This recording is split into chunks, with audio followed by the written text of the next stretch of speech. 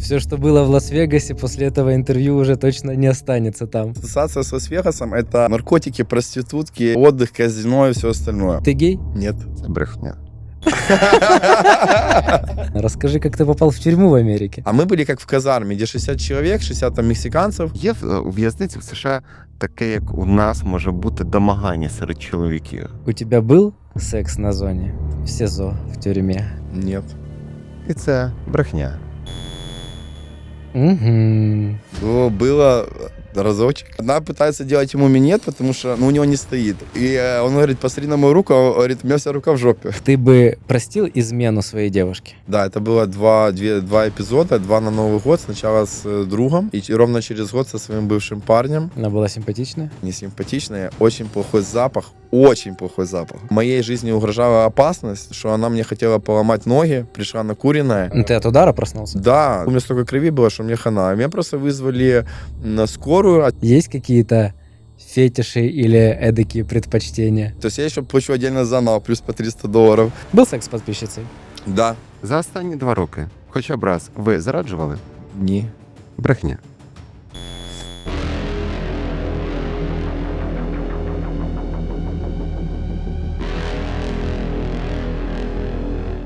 Всем привет! Меня зовут Мишаня, и вы на канале Хасмут с моей новой рубрикой, которую, я надеюсь, будем запускать почаще, если вы будете маленечко активнее в комментариях писать, заходит вам, не заходит, каких гостей приглашать, какие вопросы им задавать.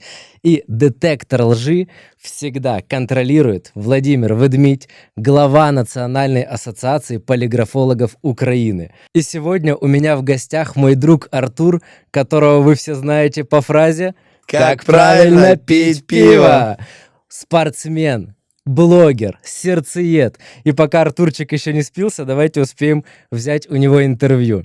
Я не раз бухал с Артуром, поэтому знаю много его жизненных историй. У него уже как бы 2 ходки было, отсидел. И я не шучу, но это все по порядочку. И в каждом интервью буду повторять «Мой дом Украина», я из Харькова, и говорю я на харьковском. Начнем. Просто сколько тебе лет, фамилия, имя, где родился. И давайте сразу сделаем исследование, как вообще работает полиграф, как работает детектор лжи, чтобы и Артур увидел, и зрители. Тарковський Артур Олександрович. Я як на допросі вже. А Тарковський Артур Артур, ми не Олександрович. зможемо працювати. Все, я понял. Артур, Все, приклеїли руки. Приклеи, да. Это самая сложная задача то на есть, весь ну, подкаст, не жестикулировать. Хорошо. А Тарковський Артур Олександрович. І ноги. От просто так. Тарковський Артур Олександрович. Хорошо, будем намагатись. Іначе не буде нічого. Я понял. А Тарковский Артур Александрович 91-го года родился в Сумах. Еще должен говорить? Не, сейчас просто давайте сделаем исследование. Перший тест завжди це тест на ім'я. От давайте ви на своє ім'я скажете «ні», збрешете. Я задаю вам декілька імен. Наприклад, вас звати Володимир, ви ні. Вас звати Артур, теж ні. І подивимося, як ви реагуєте. Мгм. Добре? Да? Добре, Це давай. буде всім цікаво. Давайте, погнали. А вы можете вместе с Артуром наблюдать на экране реакцию. Ні, Артур не можна. Артура Артур, нельзя. да, фокус уваги, щоб не. Ваше ім'я Олег? Ні.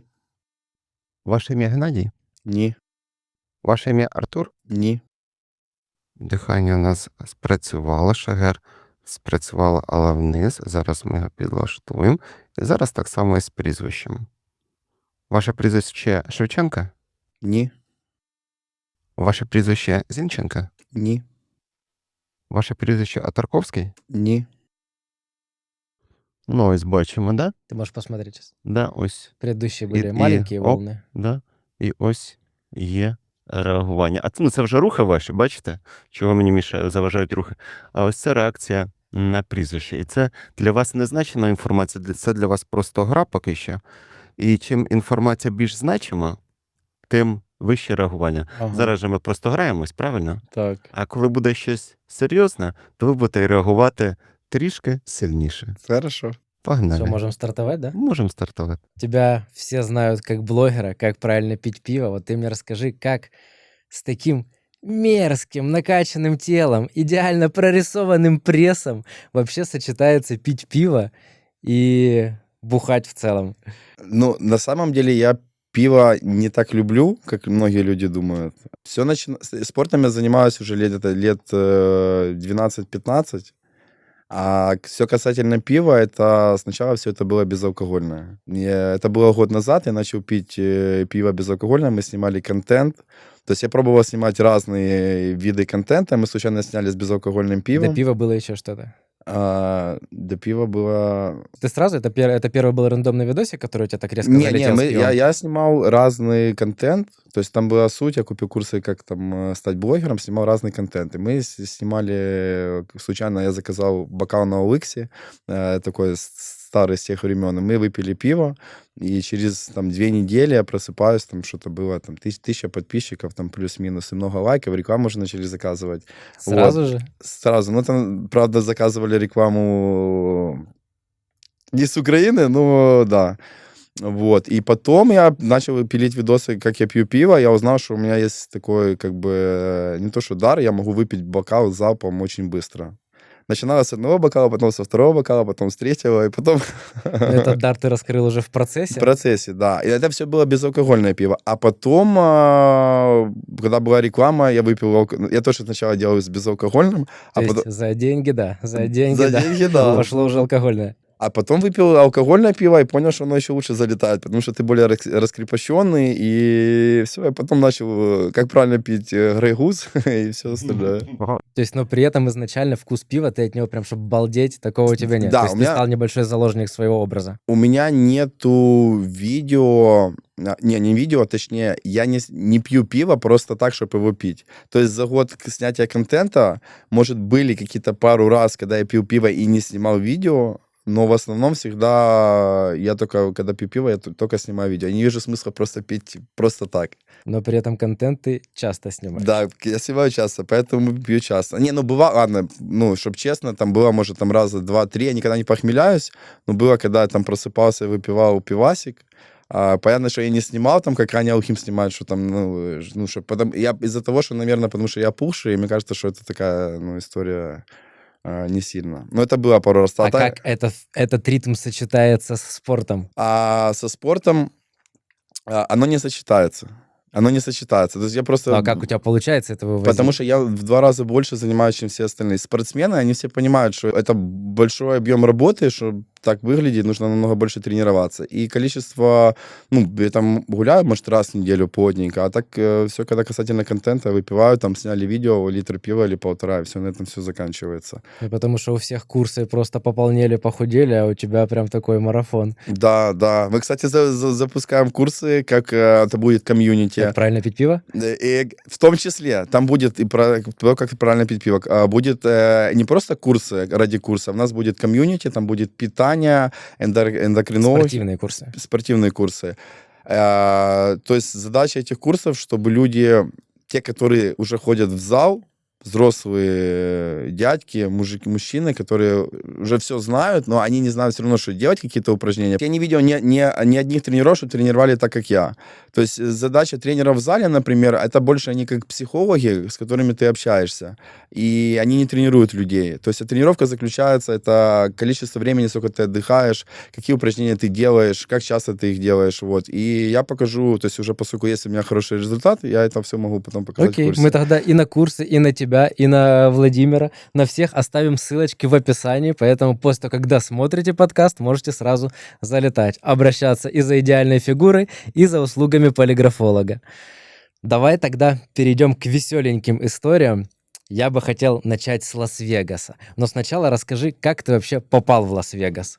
Это сейчас уже будет поинтереснее. Итак, история какая? Это было где-то 13-14 год. Я хотел поехать в Штаты с друзьями. У нас была темка. 2 раза подавался на визу с мамой в Штаты, 2 раза отказывали. Почему я подавался с мамой? Потому что на маму там есть недвижимость. Если ты подаешься с мамой, то есть это вы, ну, или с родственником, это выглядит так, как Более ты реалистично? не потенциальный иммигрант. Вот. И 2 раза нам отказали. И я, получается, все там уже думаю, ну все, хана, что делать. И в этот же день мы с другом случайно встречаем там человека, просто случай случайный, и рассказываем эту историю, он говорит, я вам могу помочь, я знаю способ, как поехать 100% попасть в Штаты, при том, что отказывали. Итак, в чем заключается этот способ? Есть 5 стран в Евросоюзе, или 5, я точно не буду говорить количество, от 3 до 5 стран, по-моему, где ты, если ты гражданин этой страны, ты можешь получить визу сразу на следующий день. Вот, и, соответственно, мы приняли решение сделать венгерский мне паспорт. Это быстрый процесс? Так, это достаточно быстрый процесс, но это заняло месяц ожидания, и на подготовку, когда поехали в Венгрию, это все, то есть сдали там отпечатки пальцев, все остальное, через 2 дня был готов, через 3. Я так понимаю, это не по официальной хронологии действий, как выдает, наверное, Венгрия? Ну, не совсем по официальной, но да, ты все правильно подметил. Вот, и... Хочеться запитати, скільки це коштувало, У правда? меня тоже это Да, крутится. хочется, Я так понимаю, что хочется. это уже И немножко, нос зачесался, немножко да? не актуальная цена, конечно, на этот Да. год, но... Там ще була фраза «Тємка була з пацанами», ми ще до неї повернемося, Міш. Яка тємка? Так, коштовало сначала, сказали, $10 000, но при передаче денег, когда мы уже давали, сумма поменялась, сказали, что мы говорили 10 000 евро. Соответственно, с $10 000 это вышло на 13 600, по-моему. Вот. Ну, це Ну, теж ой. норм. Но Это- очень хотелось в Америку. Да, очень хотел, очень надо было. Ну, потому что я работал официантом, то есть, а что ты тут можешь... Ну, Но это у ж- официанта было уже $13 000. Нет, это за меня заплатили, мне не было денег. Не. А деньги на визу, которые, когда я с мамой подавался, это я бабушке одолжил. Ти був об'єкт інвестицій чийсь? Ну, да. Ти да. інвестувала? Ну, вот, грубо говоря, да. Грубо говоря, Інвестиція окупилась? конечно. Еще и как. Ну, окей. Вот. Дальше, сколько это коштовало, да, мы ответили. Дальше... То есть тебе сделали эти документы, и ты сразу смог полететь? Да, как мы полетели? Мы поехали не через Венгрию, а мы поехали через Вену, потому что венгерского языка я не знал. Соответственно, что у меня были вопросы, мы поехали через Вену. Через Вену... Это тоже сам, без мамы, маму не таскал? Не, за собой не мучил? мама уже не было. Это уже все с друзьями. Вот. Потом поехали через Вену. Ну, я уже в Л.А. потом попал. Через Францию в Л.А. Тогда я еще не знал, еще смешная история, что я не знал английского языка. Меня спрашивают на паспортном контроле там какие-то вопросы, а я там что-то отвечаю, кому ты едешь, я там какой-то Орес, что-то там назвал, но история была придумана, что в гости. И он ставит штамп в паспорте, а я подумал, что мне отказано. И я такой расстроенный иду, типа, думаю, все, сейчас обратно в Киев ехать. А я смотрю, экзит, и там написано Лос-Анджелес. И я уже, типа, в Штатах. Тогда я хотел бы с Лас-Вегаса начать именно с таких фейловых, кринжовеньких историй про секс, про тусовки. Вот как именно кайфовали. Темки мы сейчас к ним вернемся. Как вообще сначала просто отдых? Это чтобы ты сейчас максимально расслабился и Расслабился. начал с какого-нибудь кринжа и сразу жесткого. Так, ну давайте, поехали сразу чтобы сразу жестко было.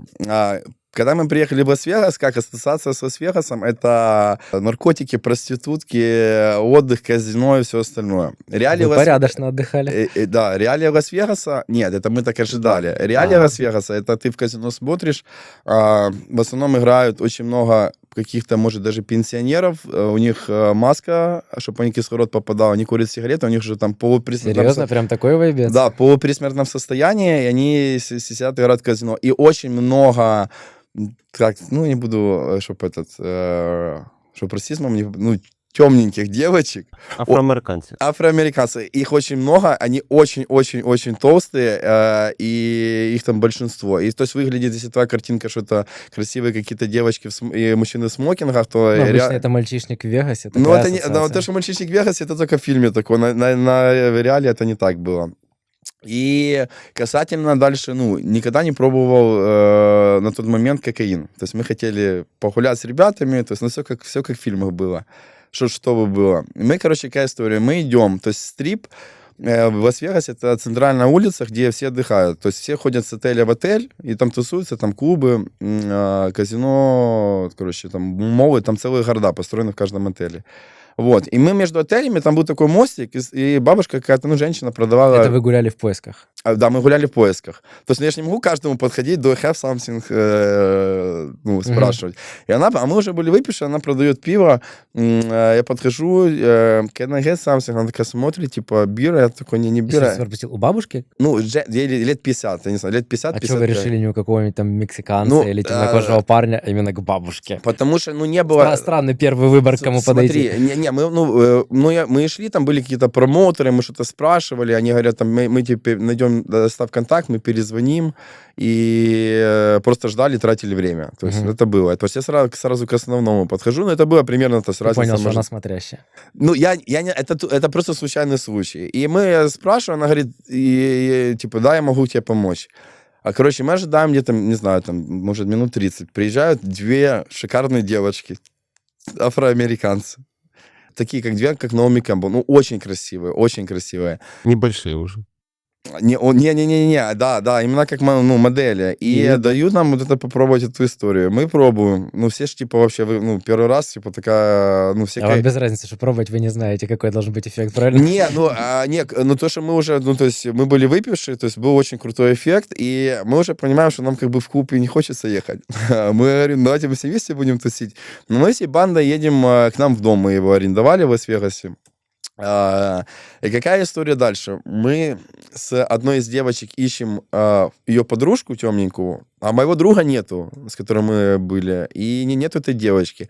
Потом мы идем в мою комнату, а там уже начинается грязь. Он говорит, Артур, можешь пока рассчитаться, что-то начинает с ней заниматься, и спрашивают, типа, а нам можно еще, чтобы входила в стоимость? Они говорят, еще надо по $300.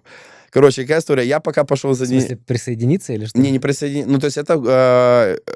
Он уже начал с девочкой, и вторая девочка уже подходит к нему, то есть это должна была быть типа как групповуха. Вот. И говорит, у них спрашивают насчет анала. То есть, а мы же не забываем, что мы до этого кое-что употребили. И, короче, какая история? То есть я еще плачу отдельно за анал, плюс по $300. И смотрю, он говорит, так, имена ж не будем называть, правильно? Он говорит, Артур, смотри, что за картина, какая картина? Она дала какой-то вазелин, она пытается делать ему минет, потому что у него не стоит. И он говорит, посмотри на мою руку, он говорит, у меня вся рука в жопе. У нее или... Он засунул ей, да. И получается, что на этом, грубо говоря, все это на этом и закончилось. Это хороший старт Лас-Вегаса, очень Да, хороший. да, то есть есть что вспомнить, то есть визуальная картинка была смешная, но... Так, а на дом и на доплату $300 за анал это все бабушка занял или это уже там пошла движуха? Не, ну... Там темки були. Ну, темки были... Темки уже, да, это уже после темок уже была возможность... Приход уже був. Уже был какой-то приход. Да, зрозуміло. Там уже було. Про приход рассказывать? Конечно. Не, давай еще какой-нибудь, еще что-нибудь за тусовочки, какие-нибудь. Еще Есть, это- может, фейловые, такие же кринжовенькие, или что-то тебе было... Или просто супер крутая тусовка, или наоборот, которая для тебя такая... Была еще история, но это есть две такие, те, что запомнились, такие, что вот просто, короче, топ. Была история, что мы жили тоже с другом. там же, в Лас-Вегасе. Да, в Лас-Вегасе. Это мы были, по-моему, или до, или после этого мы жили в отелях. Это мы еще в доме тогда не жили с ним. Вот. И он мне говорит, 2 часа ночи, мы что-то выпивали, он говорит, поехали на массаж с хэппи-эндом. Мгм. Вот. И мы начинаем кататься, то есть рандомного таксиста берем. Это ваша там первая поездка на подобный массаж? Или Ну, уже... было до этого. Мгм. Было. То есть Вот. знали, куда ехать? Ну, мы не знали, мы всегда как вот пальцем в небо повезет, но всегда типа все норм было. Ну, понятно, что если ты приходишь, какие-то там девочки страшненькие делают тебе массаж, то ты не хочешь, чтобы тебе делали они массаж. Вот, короче, суть какая, мы не знали, куда ехать, ты просто любого таксиста спрашиваешь, знаешь, есть массаж с хэппи-эндом, он говорит, да, и просто вас отвозит. В общем, мы с 3 таксистами покатались. Все, что я помню, что 2 нам отказали, сказали, что там они или заняты, или что-то, или страшные девочки были. 3 мы приезжаем, выходит какая-то мамка. Короче, что-то нам навалило, она была в каком-то не в адекватном состоянии. Я своему кенту говорю, ладно, поехали домой, вызываем такси. И последний раз нам водитель говорит, уже это все разные водители были, он говорит, я знаю точно место, где вы получите максимальное удовлетворение. Короче, какая Он такой, история? не выходя из такси. Не-не-не-не-не-не-не-не. Фейк таксі. И мы приезжаем короче, то есть такие стеклянные в пол стекла, мы приезжаем, и стоят, девочки Между панорамные окна, панорамные, всё видно, да? Да. И европейские девочки. И, короче, какая история? То есть их там 2 или 3 девочки было, мы заходим, и написано вход в дверь, просто вход в дверь, $150. Что вы за этой дверью, непонятно. И мы пока сидим, ожидаем, когда мы зайдем в дверь, стучит какой-то индус в стекло, это говорит, типа, Внутри? снаружи. Вы уже зашли внутрь. Да, а он снаружи стучит и что-то там ругается, матюкается, а я с девочек спрашиваю, говорю, что с ним, он говорит, да он какой-то крейзи, типа, не обращай внимания. А он видно, что у него как пена со рта, он такой вот нервничает. Вот, и мы, короче, платим по $150, заходим. И такая история, барная стойка. Так а он с вами, вы подошли, он уже был на улице? Или Да, это- не, когда мы зашли, мы были внутри, через там минут 5 он начал стучать. Это Ага. непонятно, что за индус. Он просто стучал и нервничал. И дверь была закрыта. Все, он постучал, он куда-то убежал, и после этого Мгм. мы платим по $150 и заходим. Дальше такая темная комната, встречает тоже нас парень, я не помню, мужик, парень, барная стойка, и начинает нам что-то наваливать. А мы максимально, ну, не то что бухие, нам типа уже в хорошей кондиции. И в этот момент, пока он нам наваливает, девочки нам сзади делают массаж. И во он время нам- того, как вы общаетесь с этим Да, админом? дают нам водичку попить, мы пьем водичку. И он, короче, нам рассказывает, если хотите испытать незабываемые впечатления, это будет стоить по $800, там будет, короче, вы там испытаете просто что-то там, какое-то, очень много информации было. И дает нам пачку документов, чтобы мы подписали. Я говорю, давай нам вот, это час 800, да, я говорю, давай нам час не надо, по полчаса, чтобы по 400, потому что, ну, нормально выходит по деньгам. Он говорит, хорошо, мы платим еще по $400. Сверху еще. Да, то есть это уже на двоих косарь 100, да, получился. И нам дают, мы подписываем документы какие-то. Мы что-то подписали, типа... Это обычная практика в массажке Это подписывать? первый раз такое. То есть я не понимаю, зачем вообще... Ну, то есть мне уже было все равно. Но он хороший маркетинг сделал, уже пофиг. Да, и нам дают такие ключики и футбольные шорты. Ключик от шкафчика, как в спортзале. Мы идем, говорят, положите вещи сюда, потом одевайте шортики. Я говорю, что-то попахивает, короче, каким-то наебаловым. Он говорит, не, Артур, все нормально, все нормально. Короче, мы переодеваемся. Но это надо стать, чтобы я показал. Грубо говоря, мы стоим все четвером с этими девочками и делаем зарядку. Солнышко какое-то, там что-то, там ноги вверх. Я говорю, что это происходит? Он говорит, Артур, успокойся, типа, не нервничай. Что происходит дальше?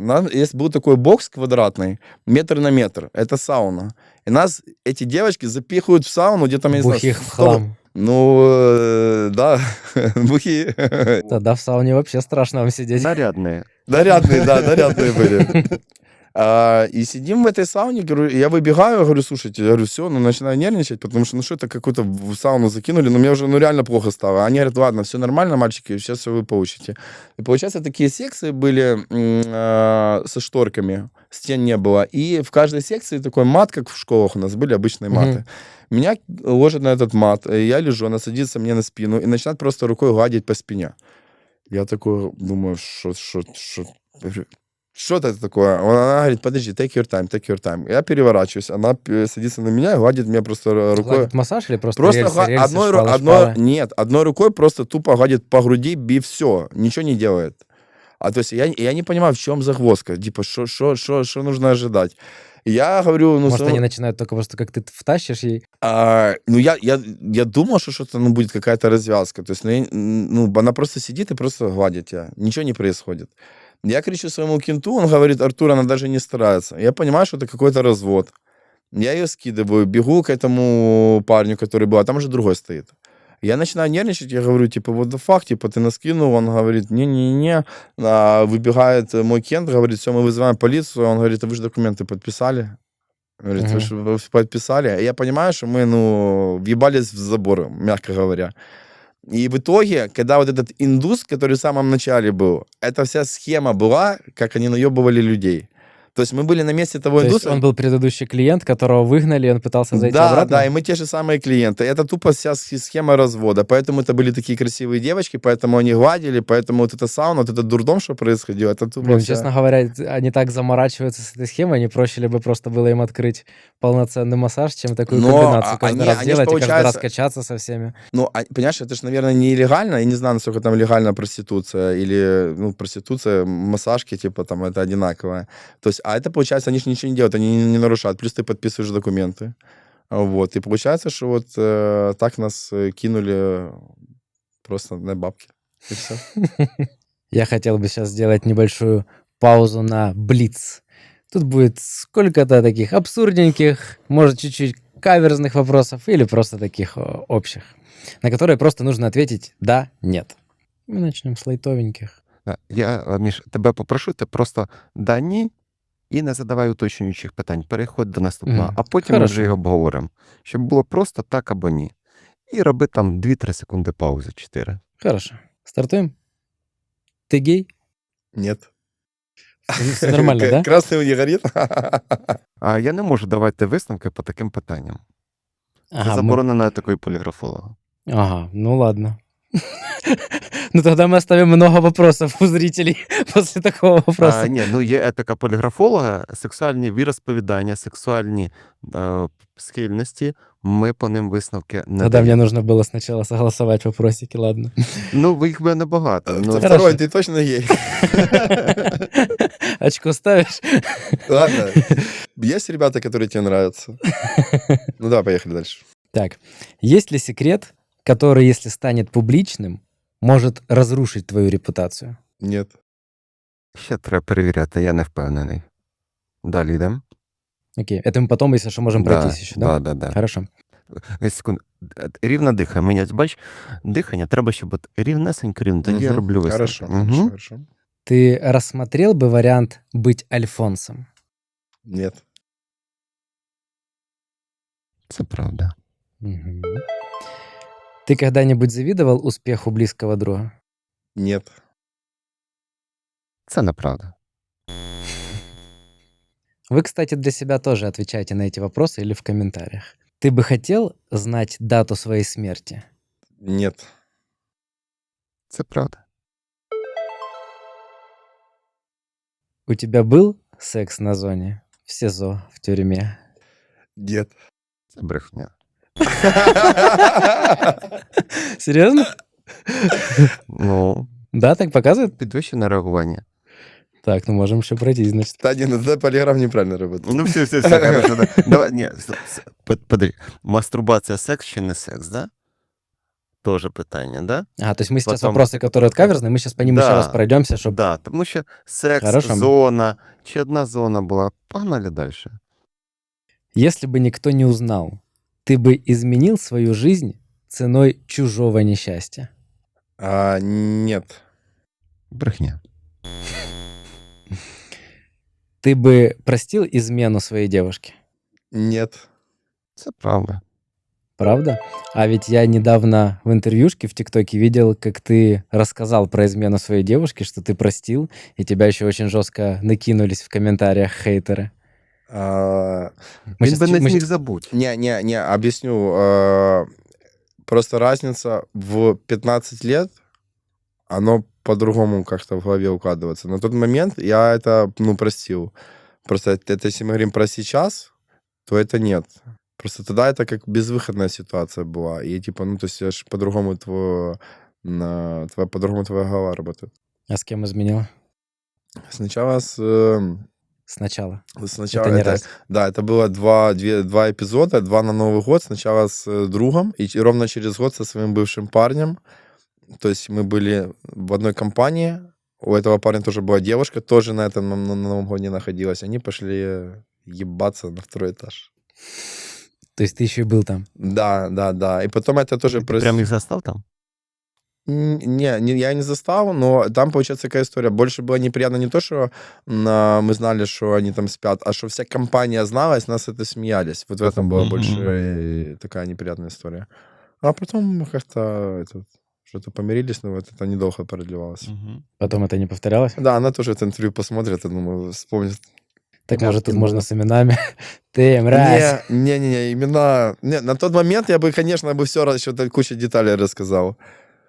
Сейчас уже немножко Сейчас эмоций. уже выдохнул, у меня своя семейная жизнь. Что плохое рассказывать? Плохое забывается. Я видел в прошлом... на том И такое больше не повторялось? Ну, бачиш, добряк. Да, добре. Повторялось... Ну, с другими девушками. Не, такого больше не повторялось. Похоже, это другое. Только я. Не, у меня такого не было. Ну, окей. Говорил «люблю», не испытывая этого. Да. Надо перезадать вопрос, такое долгое «да». Просто смотрите, Та это... ні, да, правда, там зрозуміло. Він хотів сказати ні, але сам себе переборов. А, Ну окей, пояснюйте. Потому что, ну, это так же самое, если разбираться, что про те времена, то есть, что такое любовь, ты же понимаешь, с каждым годом все лучше и лучше. Если 20 лет назад... Нет, так она для тебя просто трансформируется, но для тебя и тогда любовь, и Ну, сейчас тогда любовь. тогда я говорю, что люблю, я мог просто так сказать, что люблю, для меня эти слова ничего не значили, понимаешь? Поэтому я мог сказать, да, а сейчас такого, ну, понятно, что нет, тут лишний раз не выдавит эти слова. Есть бывшая, которой хотел написать бы прямо сейчас? Да, Ну, це емоційна правда. Есть девушка, которая разбивала твое сердце? да, Да, ну, Это та це же девушка, которая с изменой? да. или- Не с изменой, а... по можливості, да. Угу. Мгм. А это той, Там который... была разбита только гордыня, а сердце где? А сердце осталось в прошлом году. То есть это еще и свежая рана? Да. 19 сентября, да. Ну, детали не будем Хочешь об этом рассказывать. поговорить? Не будем рассказывать детали. Я думаю, что просто я готов все про себя рассказывать, а это будет касаться ее. Как бы мне этого не хотелось это рассказать. Поэтому мы это упустим. Джентльмен. Влюблялся в девушку своего друга? Нет. Правда.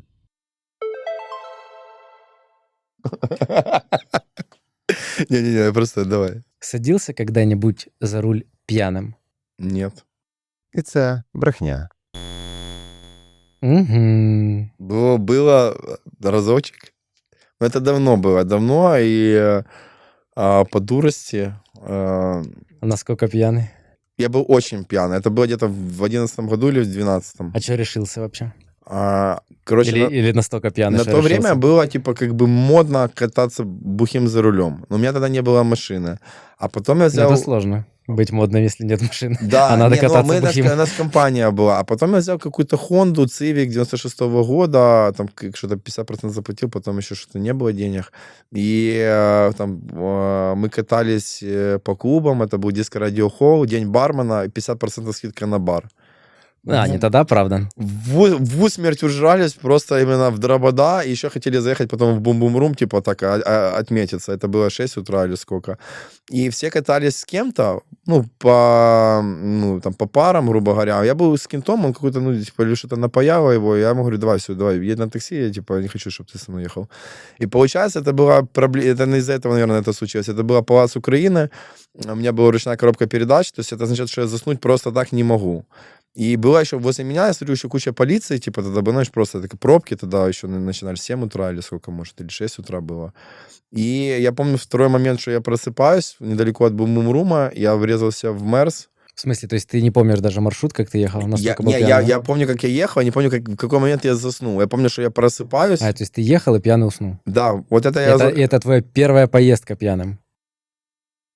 Ну, да, мне тогда не было... Да, 100%. Очень удачно. Я имею в виду, что это очень такой сразу радикальный урок. А я прошу вибачення, бум-бум-рум це що? Це нічний клуб. Ніколи не чув. А що там? Там... Що там? Тусовки. Тусовки. Тусовки разные. Тусовки там весело. Мальчики, девочки отдыхают. Музыка электронная играет. Так, и ты... Все, ничего интересного. Бум-бум. Бум-бум там, да. Вы там были, наверное, знаете, да, про что идет речь? Ні, ти догадуюсь. Просыпаюсь, дырка в лобовом стекле, куча полиции. Ты от удара проснулся? Да, именно я лбом пробил лобовое стекло, дырка была. Потом у меня рука болела, я же был еще не пристегнутый. Куча полиции, в моей машине мясо полностью под ноль. В итоге, но они подумали, что я не пьяный, а у меня сотрясение мозга, потому что у меня столько крови было, что мне хана. Меня просто вызвали на скорую, отвезли в БСП. В БСП мне пришла медсестра, говорит, активисты, обратно, даже когда Майдан вот это было, или что-то, тетушки, что там происходило. Просто перемотали голову, я поехал на маршрутке домой, приехал домой. А ты врезался во что еще раз? В Мерседес. То есть это не было как ДТП, в котором ты виноват? То есть там же должны как-то... Смотри, я виноват в этом ДТП, зафиксировать. но у меня же они не разбирались, меня отвезли сразу в больницу. Это ДТП закрыли там просто, что меня занесло, и все. То есть там ничего не... Ну, я виноват, у меня была автоцивилка, и автоцивилка должна была покрыть полностью эту... Але ж кров повинні були на алкоголь брати. в таких випадках беруть кров на алкоголь? Значит, договорились, чтобы не брали. Я про этот момент упустил. А эта девушка была какая-то жена какого-то депутата, как я В кого ты помню. въехал? Да, они расстались, она взяла у него машину, поехала в бум-бум-рум, и получается, что я бахнулся в его машину. Потом этот приходил, меня искал постоянно, вбив куда-то. Приходила за того, что Да. врезался, или за Да, того, что он что думал, я врезался, и получается, автоцивилка что-то страховая что-то не могла, короче, просто она или не работала, или не хотели выплачивать. И он там что-то говорю, продавайте квартиру, что-то маме моей звоню, чтобы продать квартиру, чтобы там распределяться этим Мерседесом. Я не помню, как вообще эта ситуация решилась. Она просто как-то сама собой просто стихла, и все. Все, а у меня дальше история, что у меня перемотана голова, я должен отдать еще 50%, там, $2500 за свою машину, за Мерседес надо выплатить, у меня разбита голова, и стекла доставал еще со лба еще полгода. То есть я периодически чухал лоб, и кусочек стекла, типа... оно прям заросло там? Да, я выковыривал его, вот бровь, вот тут, бровь, и тут, и тут с этой стороны, и по центру. И все, потом на работу меня в БИФ не допускали, потому что думали, что я прохож на Франкенштейна. У меня все лицо страшное. И все, потом сидел дома, так вот Жестко. грустил. И на концовочку тут прям... Секунду. Сейчас. Да, Артур, дихайте рівно, будь ласка. Ні, мало. Рівно це не один раз, це системно рівно. И у меня тут на концовочку вопрос, конечно, если у тебя уже была про кардинг история, но ты когда-нибудь воровал? Нет. І це брехня. Давай так, кроме кардинга. Когда-нибудь Это, смотри, не воровал, это больше кринжовая история. Больше кринжовая. Тогда мы прям в предвкушении. Короче, взвесил я в магазине морковку, взвесил вместе как лосось. Морковку как лосось, знаешь, или лосось как морковку? Лосось как морковку. А, Ну, може, да, як-то странно морковку как знаєш, лосось. Міш, ця історія, я ж багато працюю. Це коли визнають якісь дрібниці, херню всяку, щоб сховати щось більше. Зараз про морковку почне чесати, там редис, даже. объясню, нет, там конечно. все очень просто. Лосось как морковку, охранник догнал, по чеку посмотрели. Это на кассе самообслуживания. Касса самообслуживания. Получается, что тогда было на те времена административный штраф, если ты что-то украл вообще, либо там 200 гривен. А если больше 300 ты украл, там 300 с чем-то, или не помню, или 290 какое-то, то это криминально. И получается, приехали криминалисты, меня там записывали. Серйозно, за лосось? За лосось записывали криминалисты, при том, что там еще были у меня деньги нормально, чтобы порешать этот вопрос. Ну, потому что оно же там визу получать, потом оно в будущем просто нахер оно надо. Не решились. Помню, что еще мы, когда ехали в полицейский участок, мы ехали с полицейскими в моей машине, я еще каждому выдавал по 3000 гривен, чтобы они там что-то там распетляли, я не знаю, что они там, они должны были распетлять участки, просто я еду в своей машине, выдаю им деньги. Да это, блядь, пиздец. И потом я приезжал, тут оформлял, сидит какой-то... Это вы ехали просто на машине в участок? Да, на моей машине едем в участок, я им еще даю То есть они не к себе посадили, а просто сели к тебе? Да, третий, то есть они ехали, их было 3, 2 ехало со мной, 1 ехал на с тобой полицейский. чек за эту морковку был? Типа как факт нарушения? Или... Нет, по камерам все там было, зафиксировали. И потом следователь был у меня, и мне надо было полгода ездить отмечаться. Ты полгода за лосось отмечался, ездил? А еще, когда я ездил отмечаться, это первый раз... Это гангстер, мать твою. Значить, умовно було. Ну да, а какой, что закрыть за это должны? Не, ну, конечно, умовно. Ні, судимість була. Ну, тобто судимість, Да. суд був. Да. Бачиш, Ніфіга суд собі. А був. потом, получается, еще как меня развели, они сказали, что все следователи, ты можешь подписать все документы, и там мы все распетляем, а там было, типа, просто какие-то минимумы я заплатил, и все, и закрыли дело. А потом, когда я пришел уже отмечаться, сказали, что меня просто развели как парня, надо было взять нормального адвоката, и там бы они все распетляли. 100%. А Не, меня ну просто... может это звучит жестко, за лосося условка и Ну, полгода Так отмечаться. смотри, я еще когда ехал первый день к следователю, это как вот карма работает. Я просто, у меня была тогда Audi, я только ее забрал со Штатов, ремонт сделал, буквально, может, пару месяцев было. А у меня чистая машина идеальная, был какой-то чек, а мне этот чек просто, мулит. Я открываю окно на повороте, просто хочу его выкинуть, я выкидываю и сразу влетаю в отбойник. И еще машине хана полностью. И мне надо ехать к следователю. Потом я к следователю еду на такси. Я не знаю, что хуже, это следователь или это машина. И, ну, вот так вот было, да. Жестко. Поэтому, да, криминал еще тот. Так, ну а по актуальному, что мы смотрим сейчас в сторе. Пиво ты не любишь, раков ты хотя бы любишь? Ну, блин, я сейчас... Не, это да нет. Не, пиво, я пиво не люблю, типа, я говорю, я его могу пить, но просто, чтобы его пить, когда не на камеру, я его не пью, не вижу смысла пить, потому что это же углеводы и все остальное. Так я Потому что его... под пиво у тебя еще такая поляна, С раками мы рыбка, сейчас раки. запустили раки еще. Вот это будет тарковские раки, это просто разъеб пиздец будет. Там будет у нас необычная, а фишка именно будет в соусе терияки, и в сливочном они жареные. Еще хотим с бокалами, с гравировкой как в сухую землю. И плюс еще будет там пивас идти бонусом в подарок. И вначале была идея у нас задумка с партнером, что я буду ездить сам развозить эти раки. У нас будет морозильная камера. Но Эти эта бокалы задумка будут не очень заморожены. дальновидная, я думаю, это надолго не Ну, продержишься. для начала, для старта, потом мы посмотрим, как это сделать. Ну, то, что будет бокалы, пиво, бонусом идти к ракам, вот мы... Тогда вместе с ссылочкой на курсы оставим в описании. Да. Раки топ. Все, что было в Лас-Вегасе, после этого интервью уже точно не останется там.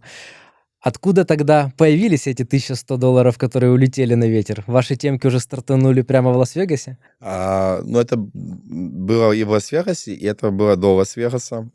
История какая? Есть фильм «Пластик», вы можете посмотреть все. Это примерно мягкое описание, примерно похоже, чем мы занимались. Но это не прям как в фильме. Темка заключается в том, что это кардинг. Мы покупали там информацию.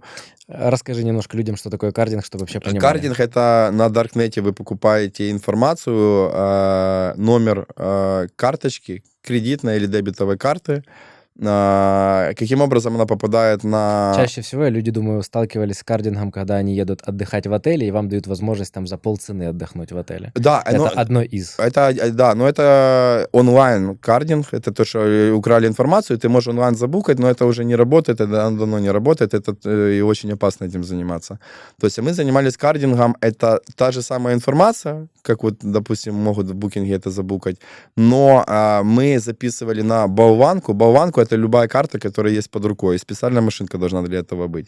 То есть у тебя есть полная информация на этой карточке. Не понял, то есть вы находили чью-то Мы не находили, это Или вы делали просто болванку? Ты можешь взять болванку, любую гиф-карту и записать на нее информацию. Я могу твою информацию записать на эту гиф-карту. То есть это все очень элементарно делается. Но как это работает? Ты заходишь на сайте покупаешь информацию, у тебя есть машинка специальная, ты записываешь эту карту, эту информацию, вот, и ты можешь делать транзакцию. Мы покупали гиф-карты, это подарочные карты, а-ля Amazon, eBay, вот такие. И ты, получается, покупаешь. То есть эти карточки, гиф-карты в магазинах, они нулевые, там нету денег. То есть если вы видите, она висит карта, и ты когда покупаешь, ты эти деньги заряжаешь на эту карту. То есть потом она становится типа как работать начинает. То есть просто... С чего именно прибыль шла? Прибыль шла, допустим, если то есть карточка с Амазона, тоже подарочная карта, вот мы покупаем... Вы могли только на Амазоне заказать? Не, ты мог покупать, мы могли Apple Store, iTunes, eBay, Amazon, то есть любые гиф-карты. И ты потом эту карточку отфотографировал партнерам, и они, мы продавали там, а-ля там, может, 50% от стоимости этой гиф-карты. То есть, например, $100 гиф-карты, 50% тебе идет на карман. Я немножко или туплю. Еще раз, то есть вы эту карту где берете изначально? Карту какую? То есть у вас есть себестоимость? То есть вы какие-то затраты несете? Смотри, давайте еще раз по порядку процесса. Darknet, ты покупаешь, на любой сайт, их очень много находится, ты покупаешь информацию через крипту. У тебя есть эта информация. Тебе нужно на эту информацию записать на любую карту, которая существует в мире, где есть магнитная лента. Вот, ты записываешь эту информацию на эту карту, и потом у тебя есть информация, там, вот, допустим, я могу сделать копию твоей карточки, записать на вот эту болванку твою информацию. С этой картой я могу пойти в магазин и купить любой продукт, любую гиф-карту. Незаконна копія чиїсь карти. Но какая история, в чем заключалась? Что ты можешь это купить без верификации ID до $99 99 центов. То есть больше 100 баксов, тогда тебе надо верифицировать ID, чего у нас не было.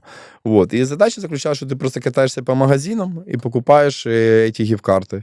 Вот. Ты за день покупаешь эти гиф-карты, допустим, на $5000, отфотографировал их, вот, и 2500 тебе упало на карман.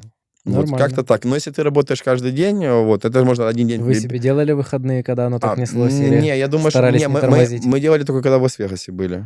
А так мы работали, ну, мы ж каждый день работали. То есть не было такого, что там пошли отдохнем, это есть возможность, вот, мы так... Это были первые бабки, которые вот так вот прям мощно полетели? Да. Да, очень мощно. Ну, там, понимаешь, помимо того, что мощно, мы ж ничего не тратили. То есть мы зарабатывали, и мы ничего не тратили. Чего? Потому что мы могли, ты мог рассчитываться где угодно и Угу. покушать, поесть. То есть, если, допустим, что-то ты хотел купить, какую-то дорогую вещь, Gucci, просто гиф-карты есть, просто ты мог покупать гиф-карты, допустим, American Express, сделал себе гиф-карт на $3000, пошел, купил себе кроссовки Gucci и все. И долго это продолжалось? Продолжалось, пару лет это продолжалось. Пару лет. Пару Да. років. А в Лас-Вегасе вся эта история была, мы когда встречались с ребятами, то есть у меня суть была, если бабки приходят, надо их и тратить нормально. Вот, и поэтому мы ходили в такой кураж, чтобы хоть были как-то нервная система отдохнула, потому что мы постоянно работали. Ну і за Вот. весь період скільки вдалося заробити коштів? Не Мгм. знаю. А хто? Я не могу точно сказать. Это сумма, нельзя посчитать. Міша, добивай, якщо треба. Если деньги уже потрачены, то и фиг с Да, ними. уже ничего нету. Уже все, что было, уже все. Окей. Ну и после этого вы решили задержаться в Америке, правильно? Да, смотрите, история Это ж 2 была... года это не в Лас-Вегасе продолжалось? Год мы прожили все в Лас-Вегасе, потом переехал я в Нью-Йорк. Может, да, наверное, на 2-й год. История какая? Мы, может, даже этим не занимались, но чтобы даже легализироваться в Америке, надо очень много денег. Даже если ты будешь работать на 3 работах, ты не сможешь столько заработать денег. То есть тебе надо плюс документы сделать, адвокаты, жилье, это все очень много А стоит денег. сколько всего ты прожил в Америке? Всего почти, по-моему, 5 лет. И 5 как лет. получилось легализироваться? Получилось, 1-й год, получается, мы работали. 2-й год уже, когда мы с Вегаса переезжали потихоньку в Нью-Йорк, нам нужно было легализироваться. Какие варианты легализации есть? Это ты делаешь политическое убежище, дадут тебе вариант грин-карты, он очень затяжной, это будет очень долго. А второй — это брак, фиктивный брак, да. Мгм. И мы нашли знакомых грузинов, которые тоже будут, наверное, Ой. это смотреть И надо интервью. Я думаю, Подружились, да? я думаю, про фиктивный брак все слышали, но услышать, как проходила подготовка, сколько это стоит. Это ж Первое, должна быть какая синхронизация, чтобы не спалиться, все вот эти там есть моментики. много деталей. Первое, это что с черной пожениться, это стоило брак сделать, это 25 тысяч, а если 25 белая... тысяч долларов. Да, а если с белой, это 30, по-моему, 30 или 35, я точно не помню.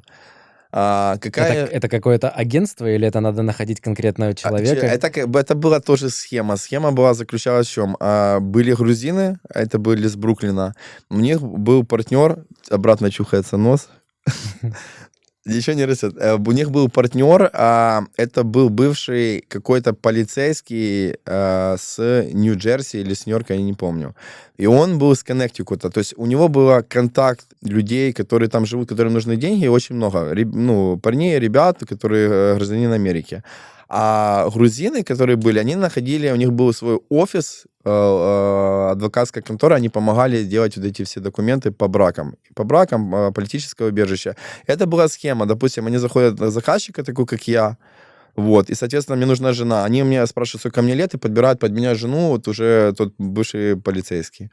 Вот, я приезжал в Нью-Йорк, мы познакомились с одной девочкой, то есть я уже вношу там 50%, по-моему. Она была симпатичная? Не, они все очень несимпатичные, очень плохой запах, очень плохой запах. И они все, не то, что у меня какой-то фетиш, но они все очень толстые. Все очень толстые, а я, не То есть вывожу. чуть-чуть будет сложно романтику на Да. практике показывать. Не, плюс запах. Нет, то, что вы в Лас-Вегасе были на Омикам, они приятно пахли, но все остальные, у них очень специфический запах. То есть черного не Ну, чувствуют. слушай, у тебя с хорошим запахом всего 300 за анал, а тут 25 тысяч долларов берет. Она что-то шарит. Шарит в этой теме. И получается история какая? С этой девочкой мы едем на следующий день, уже, ну, типа, как в ЗАГС. И она А просто... деньги в самом начале платите? Да, ну это я плачу грузинам эти деньги. И она едет в ЗАГС, и она перед ЗАГСом передумала. И мне находят на следующий день другую жену уже, которая не передумала, но мы поехали в ЗАГС не в Нью-Йорке, а в Нью-Джерси. И какая у нас была ну, вообще, как оно происходило. Я купил кольца настоящие золотые, там, рубашечку. Мы в ЗАГСе, то есть вдвоем. Там у меня был друг, это как свидетель. И нам говорят в конце, вы можете спасать свою, ну, наречену. И мы просто обнимаемся, дружину.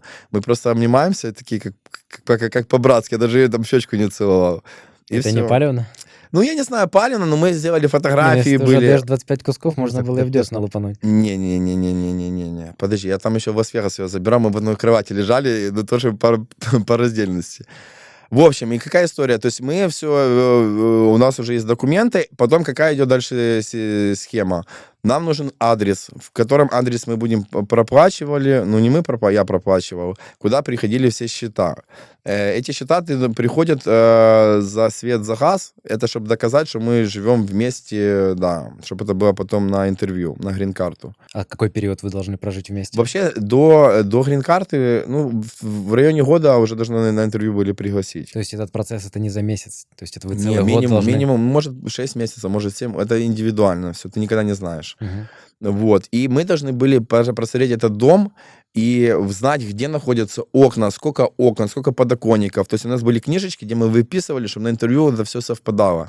А они могут такие рандомные прям Могут вопросы все, что бытовые? можно. Она могут спросить, Абсурдные. в каких трусах она сидит, или какое нижнее белье она любит больше всего. Не, ну вот как раз то, что связано с личной жизнью, такой именно постельной, это как-то очевидно. А вот такое, как подоконники и Так, тому подобное... они могут спросить, да, потому что знают, что это ж, ну, я ж не первый, не последний. Поэтому они знают, что делают адреса, никто там не живет, поэтому спрашивают, например, у меня спрашивают, сколько у вас дверей, она говорит одна, а я говорю, у нас 3. Вот, и И уже какой сразу... вид за окном, да? Да, и все, уже мисс-матч идет, и поэтому деклайн на грин-карту, и если я еще заподозрю, что это фиктивный брак, у нее будут проблемы, ее заберут в Только у джейл. нее, да? И, ну, меня депортируют, ее заберут в джейл, она будет сидеть. Вот, и какая дальше история? Мне дают все документы, я становлюсь, как легально могу находиться в Штатах. У меня есть social security, work authorization, я могу работать на работе, платить налоги, все у меня хорошо. Дальше происходит история, что мне где-то год не было никакого интервью, и она мне постоянно писала, чтобы я скидывал деньги там за какой-то за свет, за газ, а это все должны были закрывать грузины на своей стороне. И я пишу, имя не буду называть, этому грузину, он говорит, короче, нам надо делать abuse case, потому что она начала много качать денег. Что такое abuse? Abuse case это означает, что если в суде подтверждают, мне дают abuse case, мы можем идти на грин-карту без жены. То есть я могу сам пройти интервью. Что такое abuse case, я дальше объясняю. Это означает, что моей жизни угрожала опасность, и мы придумали историю, что когда мы пошли в суд, что она мне хотела поломать ноги, пришла накуренная. Я говорю, что за херня, позвоню в полицию, она говорит, тебе никто не поверит, потому что ты мигрант. А это нелогичный вопрос, типа, так что вы не разведетесь, и раз у вас не любовь, Смотри, раз она неадекватная, что ты продолжаешь с ней жить? Так мы не жили вместе уже. То есть я поэтому говорю, что мы не жили вместе, потому что моей жизни угрожала опасность. Не, ну это странно, типа на пике ваших отношений пойти расписаться и разъехаться. Ну, это через год произошло. Оно что, не бывает, попаяло ее. Разве на интервью не надо показывать там ваши совместные фотографии на разных этапах жизни? Так, не, мы делали... периодически встречаетесь? Смотри, мы были, да, я пропустил этот момент. Было, когда 14 февраля я приезжал, не приезжал, по-моему, я покупал билеты, на Нью-Джерси прилетала в Лас-Вегас, подарил шарики, большой букет цветов. Мы делали фотографии, как мы в квартире, там, в отеле, в постели лежим. Я не знаю, зачем мы делали, потому что это, ну, типа, как мы можем сделать, что у нас кто-то фотографирует, видно, что это постанова. Потом мы даже были в Лас-Вегасе, мы идем, я ее беру за ручку, а она берет меня за руку, но она не может до конца ее сжать, типа, как будто ей неприятно. Типа, в смысле, ты ее держишь, Да. она просто расслабленная? Да. Она Такая не куриная лапка. расслаблена, она прямая полностью. Ой, Понял? Она- бесячая какая-то штука. Да. Не, потом я приезжал еще в Нью-Йорк, мы еще делали то есть фотографии, целый альбом был. Мы подготавливались к интервью, все было четко. Вот, я делаю ABUS кейс, мы выиграли это дело, это означает, что если она мне будет писать в Фейсбуке или просто будет мне звонить, если будет наближаться до 2 или до 5 миль, то ее должны посадить в джейл. Фига себе. То Да, есть, короче, она в неадекватная. СИЗО, да, что она неадекватная. Вот, и все, и потом я везде заблокировал, она просто отпала, и я, получается, как у меня этот фиктивный брак, но уже без жены идет, но это плюс еще 10 тысяч долларов стоило. И еще сверху. Еще, да. Но То есть тебе это обошлось 25-10, еще и... это в совокупности получилось, ну, может, 40, смотри, со всеми расходами, если посчитать, ну, это, ну, типа, там, до 50, не 50, но, может, 43, там, я не знаю, 45. Очень Нормально. много. Нормально ты в малышку вкладывал. Складывал нормально. Ну, а зараз ця грін-карта є, немає, є. Там не то, что грин-карты нету, там еще даже въезда нету Да? в Америку. Я сейчас расскажу, да. Нету. И дальше история была... Я уже потом работал на нормальной работе. Я же... В какой момент ты решил соскочить? Как можно на обычную работу сойти после Я того, как тебе у вас так скажу несется? больше, что мне не нравится. Смотри, ты же знаешь, сколько тебе Неприятный день. что денег надо, сколько тебе надо. Это типа эмоционально... Ну, психика нервная, она летит у тебя очень быстро. Из-за переживания или из-за чего? Ну, потому что ты занимаешься, ну, неправильными вещами. То есть ты нервничаешь, тебя могут закрыть за это. Ну, поэтому... Но все равно не месяц, 2 года занимались. Ну, занимались, да, и 2 Психика года уже крепкая. подпаивала. Она, смотри, эта тема закрылась, объясняю почему. Потому что раньше мы могли свайпать. Нет, так это, получается, тема немножко стухла. Ну, стухла, да, она уже Ну, то стухла. есть не психика, тема стухла. Нет, ну смотри, понимаешь... Мы тут начали с совести, а тут тема стухла. Не, смотри, я тебе объясню свой ход мысли. Ребята, которые работали, они уже просто прекращали работать. Я через себя добивал, потому что есть возможность, надо допить до конца. Ну, то есть, когда поменяли терминалы, что надо только чипы вставлять, а чипы уже ты не можешь сосканировать, то я был только рад, что она закончилась. То есть, я прям выдохнул, я кайфовал, потому что я знаю, что я сделал все, что я мог. И на какую работу после этого ты пошел? Сам би не зіскочив, да? Ну, це з цієї історії. Не, да? ну, есть возможность это допить до конца, то есть все очень просто. Потом мы не работали, мы жили в Нью-Йорке, в Бруклине, Бушвике. Мы играли в доту, и я ходил на курс английского языка. Потому что я там прожил 2 года, а на самом деле я его не знал. А это у нас в зоне Language School был, находился в Empire State Building на 3-м этаже.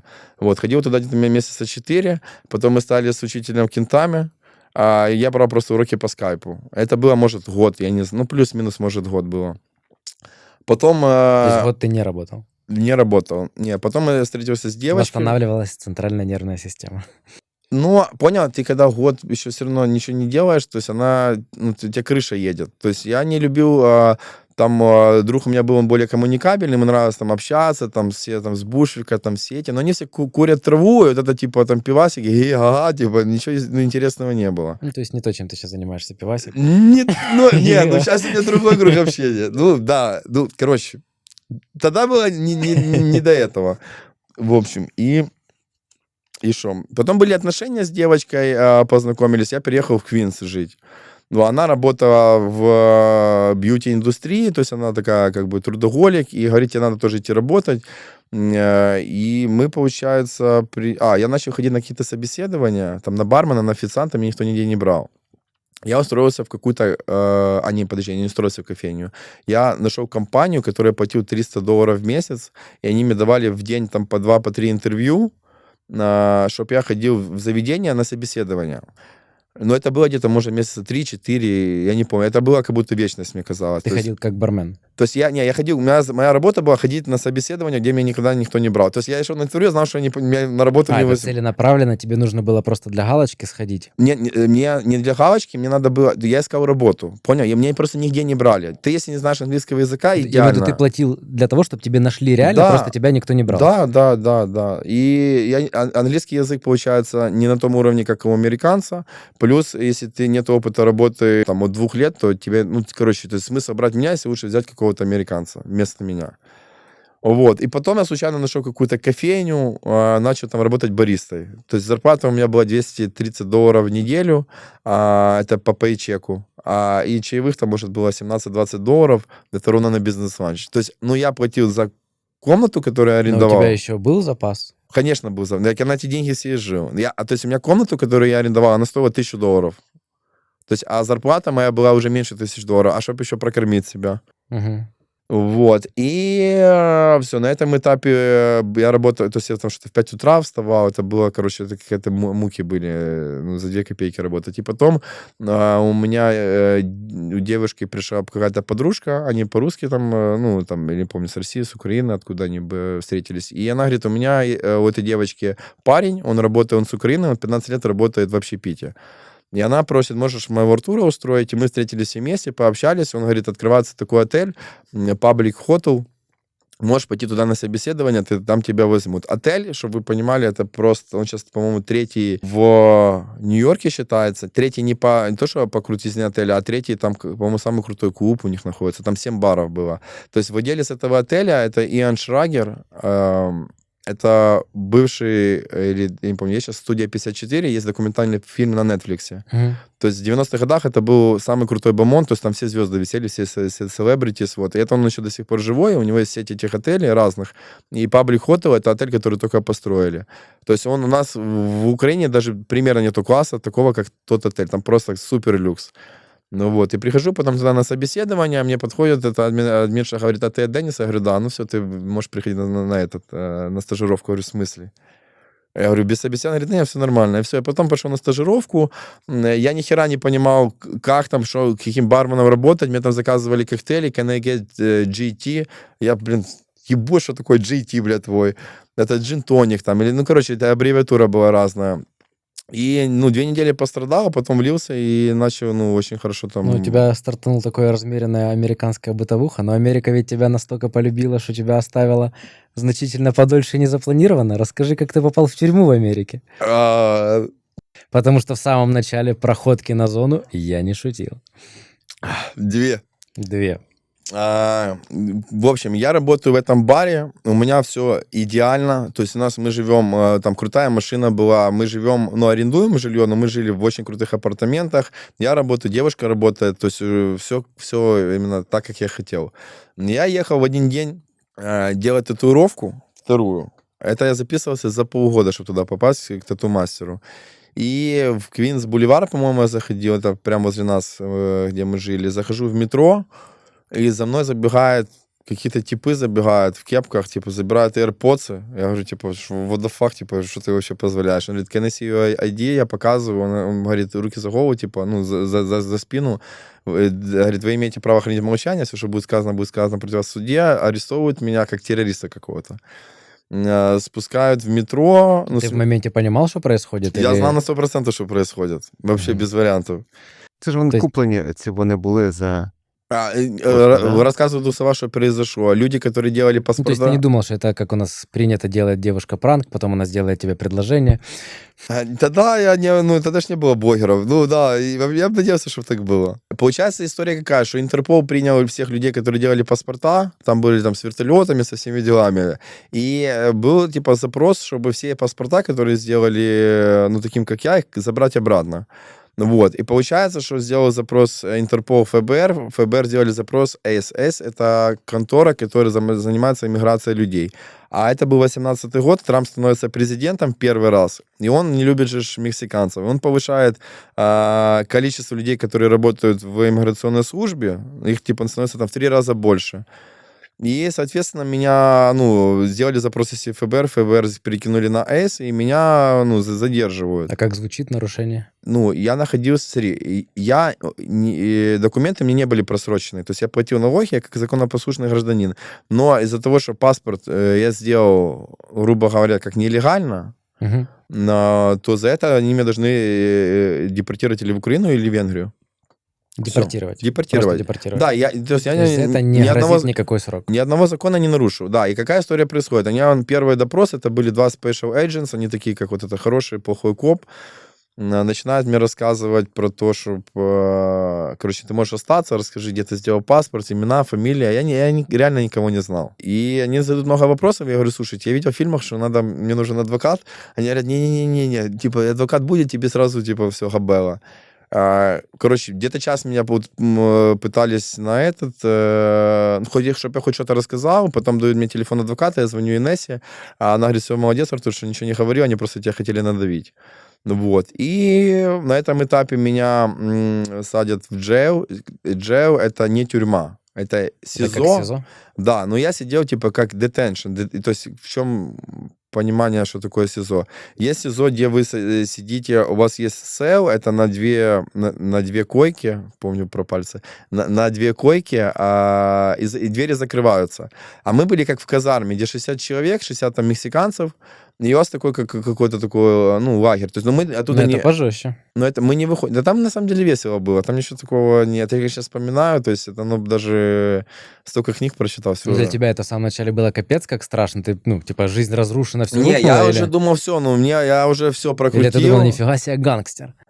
И первые 3 дня я просто спал. То есть ты спишь, просыпаешься, думаешь, что это сон, и ты хочешь проснуться в этом во сне, в этом бреду, и ты засыпаешь, ничего не ешь, там хлеб какой-то ел и воду пил, больше ничего нет. А потом она как-то акклиматизировался. Расскажи чуть больше про саму бытовуху, потому что твой обычный день и жить 60 человек в казарме, вы спите, храпите, пердите, это же совсем вообще другое, без связи. Нет, смотри, нет, там связь, смотри, нету телефонов мобильных, но там, если у тебя есть деньги, ты мог, там 5 телефонов, ты можешь звонить. Я больше по телефону, чем в джейле, я ни с кем не общался. Я звоню каждый день постоянно, там, девушке, друзьям, в Украину. Ты можешь звонить сколько хочешь, главное, чтобы у тебя деньги были. Ну, а ты в процессе как-то решал этот вопрос, чтобы выйти оттуда? Ну, был адвокат, она сказала, есть вариант выйти мне могли депортировать сразу, или в Венгрию, или в Украину. Понятно, что в Венгрию не надо чтобы в Украину, потому что в Венгрии там надо было... То есть я ничего не нарушил в Венгрии, мне должны были как свидетели, чтобы по показаниям на тех людей, которые делали паспорт. И все, что они хотели. И был вариант, чтобы я вышел оттуда, если мы сделали политическое убежище. То есть, что я сделал этот паспорт, потому что в 2013 году, в 2014 был Янукович, моей жизни угрожала опасность, я по возможности сделал этот паспорт, чтобы уехать в Штаты, но изначальный фундамент моего кейса заключался в том, что я это делал, что это политическое убежище, то есть, чтобы оно выглядело реалистично. Вот, и это все занимало 7 месяцев. То есть это 7 месяцев был вот этот кейс, у меня была пачка бумаги, я на русском и на английском С выучивал. каждым месяцем было все легче сидеть или все тяжелее? Рассказ, потом вообще было легко, типа, ты как уже этот... И это все 7 месяцев в огромной казарме? В огромной казарме. Какие там были истории? То есть первые, когда я заезжаю, проходит неделя, там все храпят. Ну, я думаю, что это за херня? А есть правило, что когда вот отбой в 10 часов, что никто не может ходить по этой казарме. То есть все должны быть на своих местах. И был там такой индус Фрэнсис. Он именно как трактор. Там по децибелам, наверное, как вагон проезжает. Ну очень громко было. И я как-то просыпаюсь, пошел, постучал, типа, разбудил, говорю, там, храпишь очень сильно. Он говорит, все, извини. И потом утро, когда нам разносили еду, там 8 утра, там такая большая тележка приезжает, и каждому по очереди дают такой поднос с продуктами. Я беру там эти продукты, сажусь за стол, он сидел недалеко от меня, подхожу, я думаю, все равно, там 55 лет, жалко, чтобы, нельзя, типа, так, знаешь, из уважения даже его будить, даже если он храпит. Я говорю, Фрэнсис, типа, I'm so sorry, типа, я знаю, что... И он начинает так орать на меня. Какая-то у него истерика начинается. Орать, в смысле, он испугался? Не, Или просто орать у именно... него просто как биполярка, кидаться на просто крыша поехала. Я не понимаю, что с ним произошло. И все, и начинает кипишевать. Офицер, который к этой казарме, нажимает на кнопку, и прибегает куча других полицейских, и все, нам по койкам начинают делать допрос, что произошло. Зовут его, потом зовут меня, и говорят, типа, что за херня? Я говорю, он храпел, он не улыбается, говорит, ты ж в тюрьме. Я говорю, да, так он храпел. Он такие, ты не понял, ты не можешь подходить. Я говорю, так если он храпит, вы должны его куда-то трансфернуть в другое место. Они такие, так ты, блядь, в тюрьме, ты как кого трансфернуть? И они смеются с меня, что я, типа, то есть прямо говорю, не понимают, что это неправильно. И они говорят, что, давай первый последний раз, я говорю, все хорошо. Его, говорит, в итоге через 2 недели его отправили в другую казарму, его не было, мне все давали, типа... Все-таки трансфернули. Да, мне все давали респект, что я красава подошел, и его выгнали. По быту, то есть это казарма, вот такой, там куча этих кроватей, у нас была отдельная комната, зал спортивный, где там 20 квадратных метров мы бегали, тренировались, отдельная комната с телевизором, где мы смотрели фильмы, телефона, где ты можешь звонить постоянно, и все. Это при этом 60 человек, это было спокойно, без драк? Драки невозможно. Смотри, если ты поднимаешь руку, тебя сразу в карцер садят. Сразу. Карцер было такое тяжелое наказание, что это было сильнее твоих эмоций в моменте? Ну, то есть Смотри, сколько стычек, сколько поводов может самое быть? тяжелое для человека — это находиться в одиночестве. Фильм, как этого актера зовут, там, где он был на необитаемом острове, помните, с футбольным мячом разговаривал? Том Хэнкс, да, он с мячом, он разговаривал с ним, чтобы крыша не поехала, вот. И в законах в любых штатах человек может находиться не больше 30 дней в одиночестве. То есть карцер — это как наказание. Плюс у тебя забирают радио, То есть у продукты. тебя там драк не было? Была не драка, была... Короче, посадили одного ямайку, афроамериканца. Ну, то есть, а он такой чуть-чуть, ну, крейзи. Получается, история какая? У нас кухня была, там микроволновки. Мы всегда там подогревали воду для кофе, для чая. И я несу 2 стакана, он идет возле меня без ничего и просто пихает плечом, и у меня кипяток на руку разливается. Я начинаю, типа, what the fuck, он такой what the fuck, вот так вот к носу. И мы друг другу хотим очень сильно набить ебало, ну, просто, ну, максимально. Потому что, ну, нервы, ты, типа, в тюрьме, ну, психуешь. И получается, что я понимаю, что чтобы не было, нельзя руки поднимать, я беру такую именно максимально зеленую такую, как ему соплю, вешаю на бровь. И он понимает, а мы стоим прямо возле офицера, возле полицейского. И он начинает на меня плевать, я на него. И мы такие, как эти, блядь, петушиные бои. Сморщинный батл. Бля, там все смеяться начинают, все га-га, они все вместе, они просто лежали, у них слезы текли. И мы тебя пу-пу-пум, никто никому руку не поднимает, просто плеваться начинаем. И ну, нас разборонили, типа, но он мне еще не попал в лицо, только я попал. Я Давайте сейчас тормознемся, потому что ты так на духу все честно и легко рассказываешь, но нам нужно задействовать и полиграф. Да. Давайте проверим, вот как раз как меню. Была ли драка, Так. ну, за время пребывания в тюрьме в Штатах? Давайте. Ага. Или давайте так, избивали ли Артура? О, давайте. Окей. А там є у в'язниці в США таке, як у нас може бути домагання серед чоловіків? Нету, Точно? точно, Ну, хорошо. Тобто там цього немає. не. Немає, да, там всього? Не, ну может есть, я не знаю, но я не слышал. То есть, нет, там мы были, это как первоходцы. То есть там все как бы спокойные. Если там уже ты сидишь именно в призон, то там я уверен 100%, что это есть. Но джейл и призон — это же разные вещи. То есть СИЗО и тюрьма, лагерь и, ну, как у нас там на Лукьяновке. То есть в СИЗО, я думаю, такого нету. Ну, окей. Ну, джейл в'язниця. Добре, Да. нехай це буде, да? Перебуваючи у в'язниці в США, ви вживали наркотики? Нет. Ой-ой-ой. Точно? 100%. Не занос, неможливо було. Неможливо занести, неможливо вообще нічого. Окей. Спокійно, дихаємо рівно, Артур, будь ласка.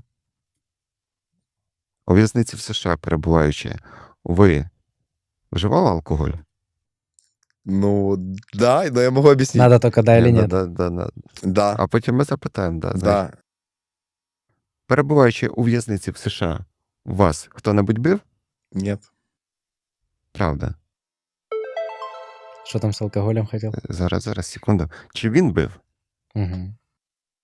Перебуваючи у в'язниці в США, ви кому-небудь наносили побої? Нет. Це теж правда. Бачите, ось реагування немає, да, фактично? Так Чего не сказать про алкоголь и наркотики? Давайте ще раз наркоту. Можливо, це було орієнтовне реагування. Зараз ми Артура качнемо на наркоту. Ну, давайте. Давайте. Хто-небудь вважає вас наркоманом? Да. Бачимо, да?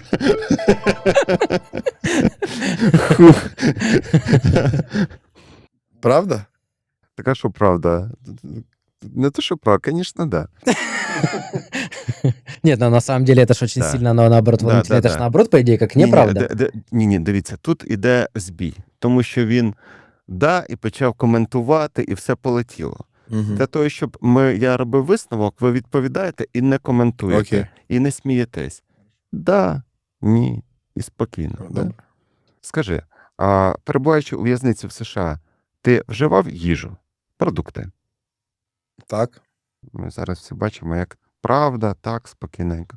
І зараз буде, перебуваючи у в'язниці в США, ти вживав наркотики?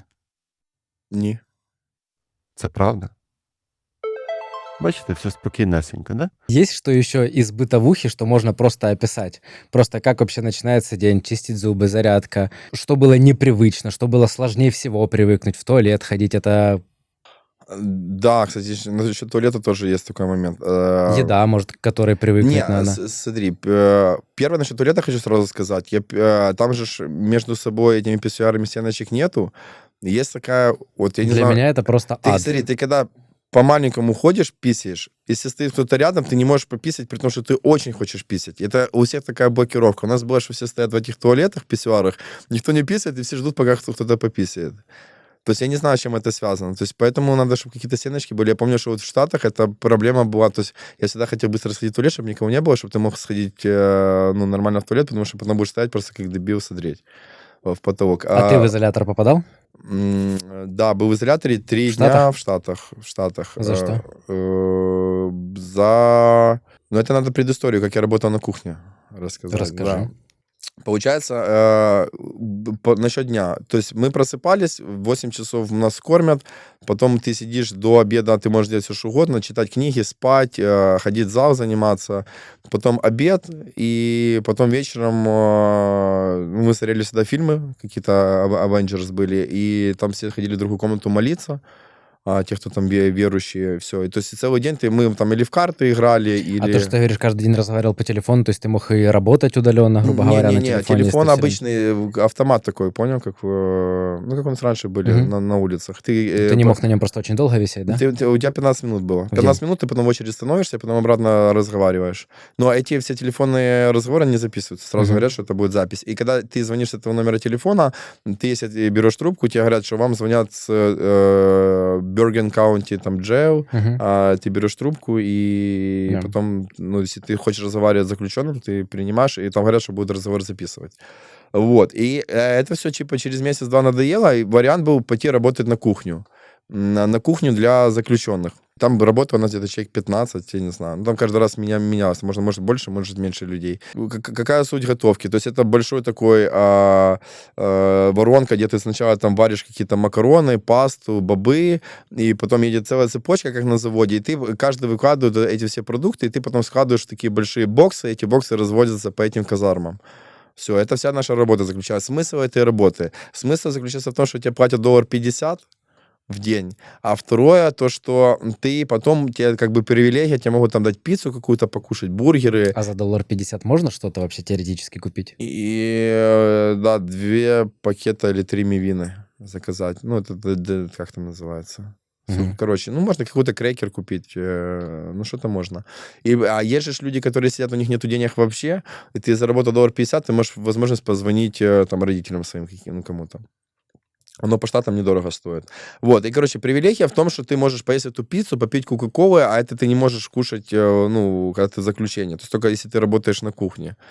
Вот, и работал это где-то месяца 3, а потом там есть еще другая кухня. Другая кухня это где ты, там 4 человека могут работать со всей тюрьмы. Но это уже как это кафе, как заведение. И, кстати, как там на кухне вообще в целом аккуратно готовить? Есть ли на волосы вот эти Все всякие одевают, это очень шапочки? жестко. Там все Реально руки, аккуратно. ноги, все шапки, все очень... Ну, понял, мексиканцы, они сами по себе там чуть-чуть такие грязненькие. То есть понятно, что там может... Но там... хотя бы вообще есть намек Не, на ну то, всё что они это- всё- стараются всё- всё стерильно, это жестко аккуратно делать. контролируется. Там стоят, это наблюдают, если кто-то без шапки, сразу подсрачника дают. Ну, то есть надо, чтобы все было четко. Руки, перчатки, все в перчатках. Если что-то без перчаток, тебе сразу нарушение идет. Вот. И потом была кухня для кафе, там 4 человека могло работать. 4 человека — это те, кто знает английский язык, и ты должен был работать на предыдущей кухне, чтобы у тебя был опыт. И получается, одного парня освободили, нужно было один сотрудник, и меня берут вот этого 4-м туда, на эту кухню. А там уже именно бургеры, омлеты с кремом. Ну, то есть И это тоже для заключенных или это уже для... только для офицеров. Ты уже как повар полноценный. Но там привилегия, что тебе дают именно такой ланчбокс, и ты можешь взять с собой очень много продуктов С собой. в казарму. А мы ж качались, и у меня тогда брал 15-13 яиц, выкидывал желтки, клал белки, плюс бургеры. То есть мы там нормально было белка. Ну, ты Плюс, чисто на себя брал? понятно, что я на делился. Не, я делился. Ну, понял, то есть ты ж уже в приоритете, потому что у тебя есть тот товар, который нету ни у Да. кого. И понятно, что то есть у нас, ну, то есть у меня в достатке там было все.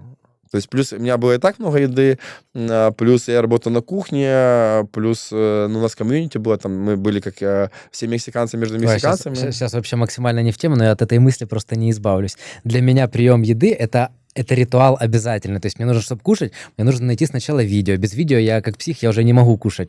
А вот там прием пищи, то есть у тебя что-нибудь выцепили вкусненькое, они сразу, не отходя от кассы, съедали, чтобы никто не забрал или еще что? Или тоже могли пойти себе как-то там уютненько Нет, там, устроиться, смотри, покушать? там все как бы кушают все, кто хочет, но если ты приходишь с кухни, у тебя как бы свой такой вот, у нас была как бы такая секция, там у нас жило раз, два, три, 4 человека.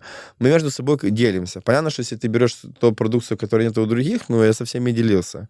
То есть нету такого. И понятно, что если кто-то хочет кушать, ты всегда, если кто-то просит, ты всегда делишься.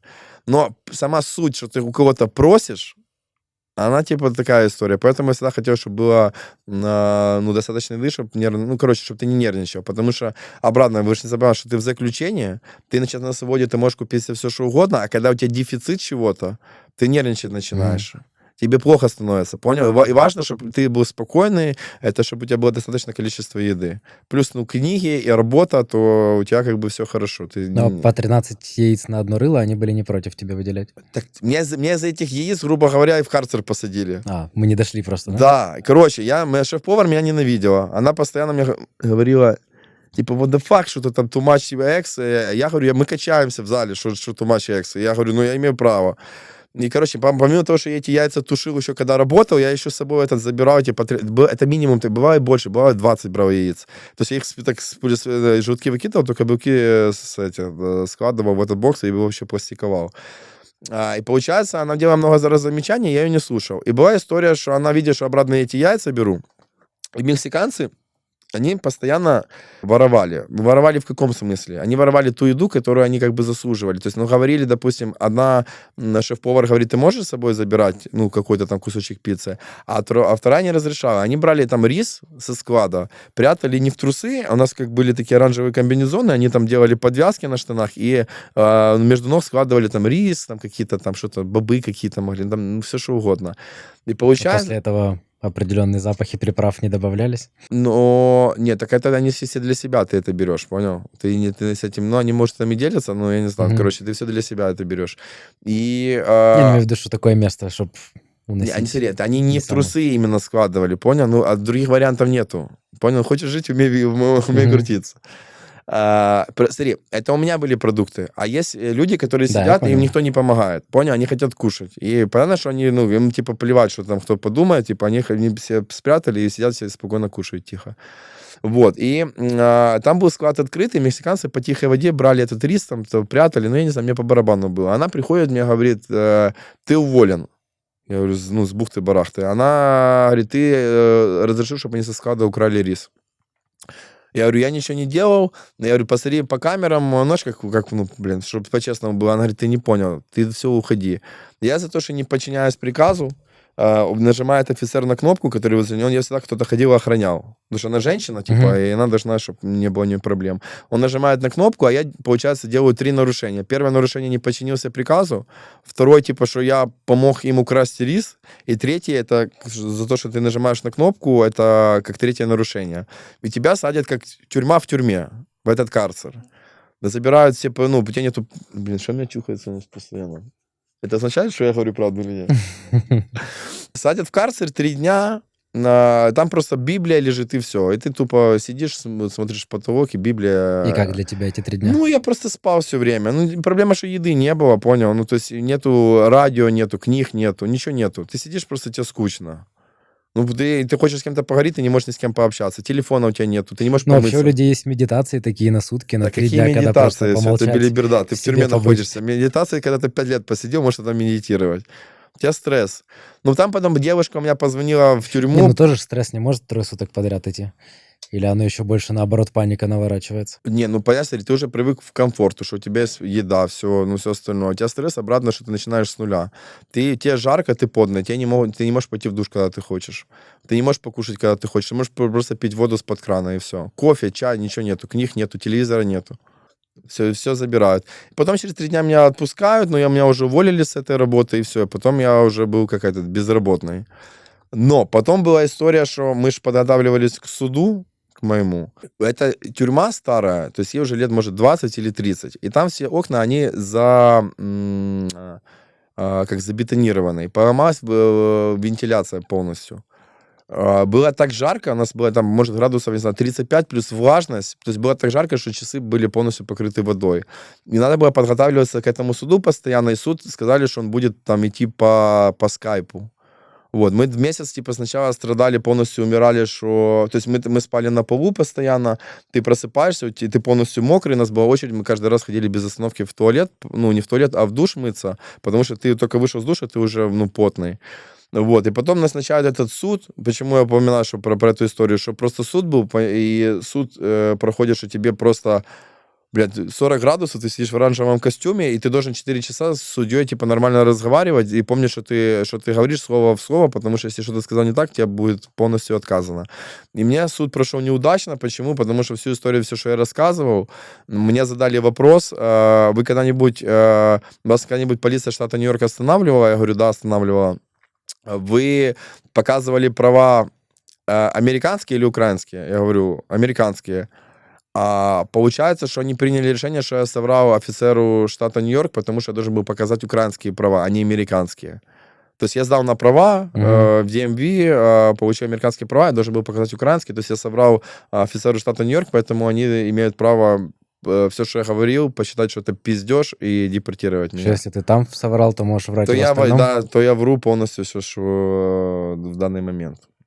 Вот. И все, потом приняли решение, то есть еще месяца побыло, потом была экстрадиция в Киев.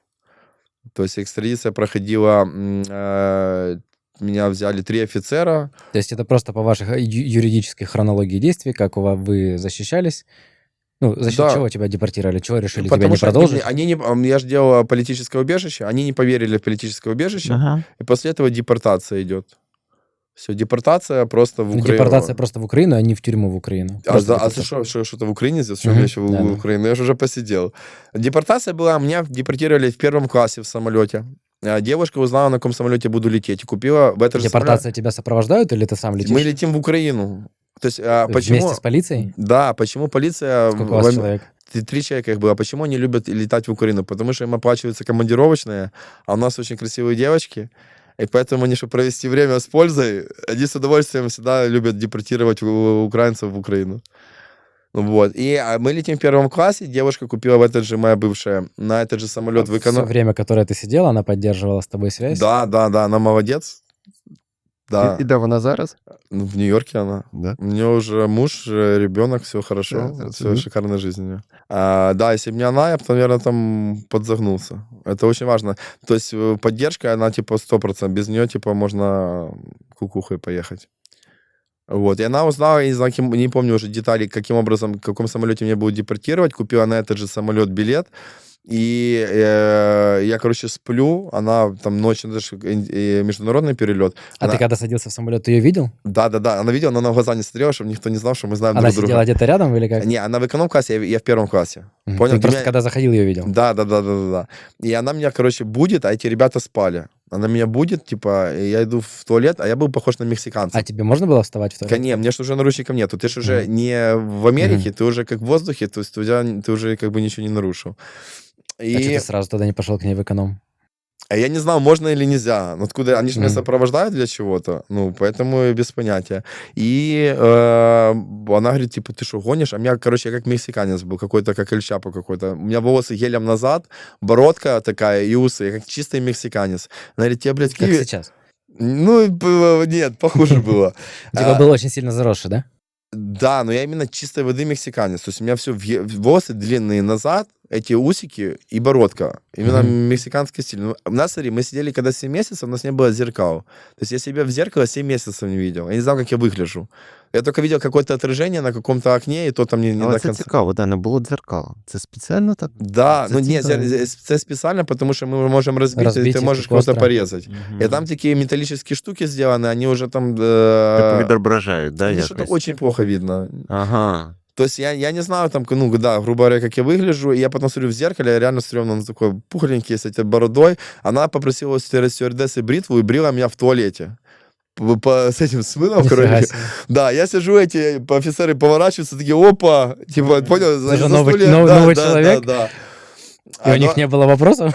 Нет, я говорю, что побрился? Я говорю, да, побрился. Они такие, ну, окей. Ну, все, потом приехали в Борисполь, все, в Борисполе прохожу Но паспорт. выходила она уже тоже не с тобой, да? Ну, конечно. В Борисполе мы уже после пасмурного, который с ней встречаемся, обнимаемся, этим помахал рукой, говорю, все, ребята, давайте. И все, меня, ну, как освободили, все. Я на Это свободе был. приятный хэппі-енд. Ну, а зараз ти громадянин Угорщини ще? Нет. А чому? Уже паспорт вже... Паспорта нет, до 25-го года был действительно. Так це ж паспорт по громадянству не може бути строковим, чи він строковий? Строковый на 10 Да. лет. Да? Это загранпаспорт, это не паспорт был. Да. Тобто, ну, як громадянина, Но это и да, это вы правильно говорите, это как гражданина, но мы не делали документы именно все, мы сделали только документы на, чтобы путешествовать паспорт. То есть такого паспорта у меня не было. це я зрозумів. А туда ехать, соответственно, я не буду, потому что это дело, которое было открыто-закрыто, непонятно, что они хотят, и там следующая история будет, я объясню, почему не могу поехать туда. Как у тебя продолжилась дальше жизнь после депортации в Украину? Потому что это была первая ходка, а ведь еще впереди вторая. Ну, там уже жестко было. Вторая, да. Потом история такая была, хронология событий, что я работал дальше в ресторане. Все было хорошо, девушка Также была барменом? барменеджером. Це вже в Україні? В Украине, да. Окей. Барменеджером. Все у меня хорошо, и девушка прилетает с Нью-Йорка, говорит, поехали к моей бабушке.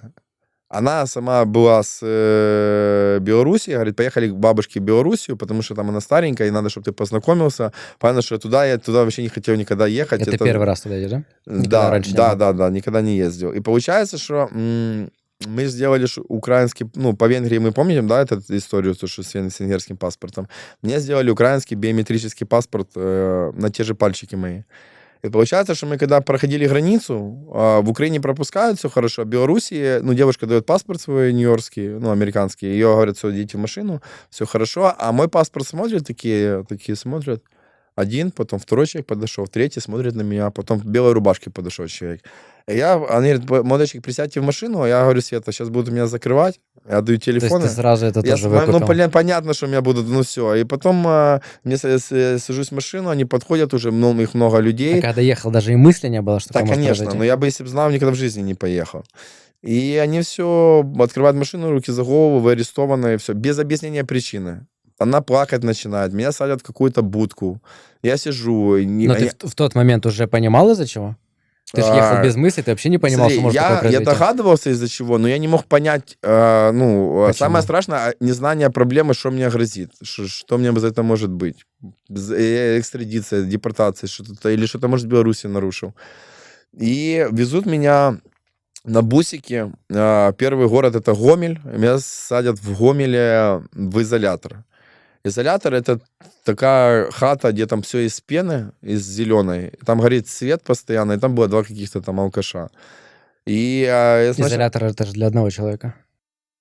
изолятор и ВИСО, или как оно называется. Смотри, перед изолятор есть именно в СИЗО, изолятор есть перед СИЗО, садят в изолятор, это отдельная вообще структура вся. То есть сначала садят в изолятор, типа, это временное перебивание. Це фільтр називається. Фільтрація. Не, фильтрация, я дальше расскажу, что такое фильтрация. Это в СИЗО фильтрация есть, это карантин. Мгм. Карантин — это фильтры. Вот, и, короче, неважно. Садят меня вот в этот изолятор, сижу я там 3 дня, мне эти белорусы говорят, что, типа, тебе пизда, типа, ты там, если сюда попал, то сюда уже никто не выходит. И с этого изолятора, то есть там нас почти не кормили, давали какой-то хлеб, какую-то перлов, короче, я там 3 дня ничего вообще не ел. То есть там просто ты обратно этот Там стресс. было эти 3 дня тяжелее, чем 3 дня Это в ужас, изоляторе это в Штатах. это пизда. Типа там все. Там это ты уже находишься именно, ну, в серьезных... Это не шутки, как в Америке были. И потом приходит адвокат. женщина, наняли там самую крутую адвоката, там по связям, там же она знала, типа, бывшая девочка каких-то родственников, чтобы они нашли нормального адвоката. Приходит какая-то женщина, такая начинает кашлять, что-то я заболела. Я такой думаю, блядь, что ты заболела? Меня тут закрывают, а ты как что-то мне, что ты про свои болячки. И она начинает задавать мне вопросы. Ты имеешь в виду, что просто она пришла и начала про свою жизнь Да, рассказывать? да, про свою то, что она болеет, типа, а то, что я сижу, мне хотят что-то инкриминировать, типа, мы про это не говорим. И она задает вопросы, я, говорит, рассказываю все. Я начинаю спрашивать про фиктивный брак в Америке. А у меня в Штатах, была такая адвокат, это самая умная женщина в мире. Она настолько очень умная, что просто, я таких нигде не встречал. Я знаю, как адвокаты, какие вопросы могут задавать. И я понимаю связь вопросов ее, какие должны быть, она не имеет, вообще, типа, тупые вопросы задает. Я спрашиваю, почему вы задаете вопросы, которые не имеют отношения к этой ситуации. И она что-то начинает говорить, я понимаю, что, тупая просто, она просто тупая. И понимаешь, что мне 100%, что я тут уже просто так не отделаюсь. И все. Потом через день меня назначают в суд. Она должна была быть в суде. Меня везут в бусике. На улице градусов 35. У меня были тогда изи-бутсы. И у меня, количество пота, сука, мне вытекало на ногу. Если я так просто ногой пошевелю, там просто как будто туда 0,5 воды вылили. Очень много. И они закрыли дверь, окно. Я говорю, сейчас будет суд. Я говорю, можете хотя бы открыть окно, подышать? Они говорят, по протоколу нельзя. Я говорю, то я умираю, мне сейчас, типа, пиздец будет. Они говорят, не, нам похуй, типа, ничего нельзя. Я, я думаю, что это как пытки уже начинаются.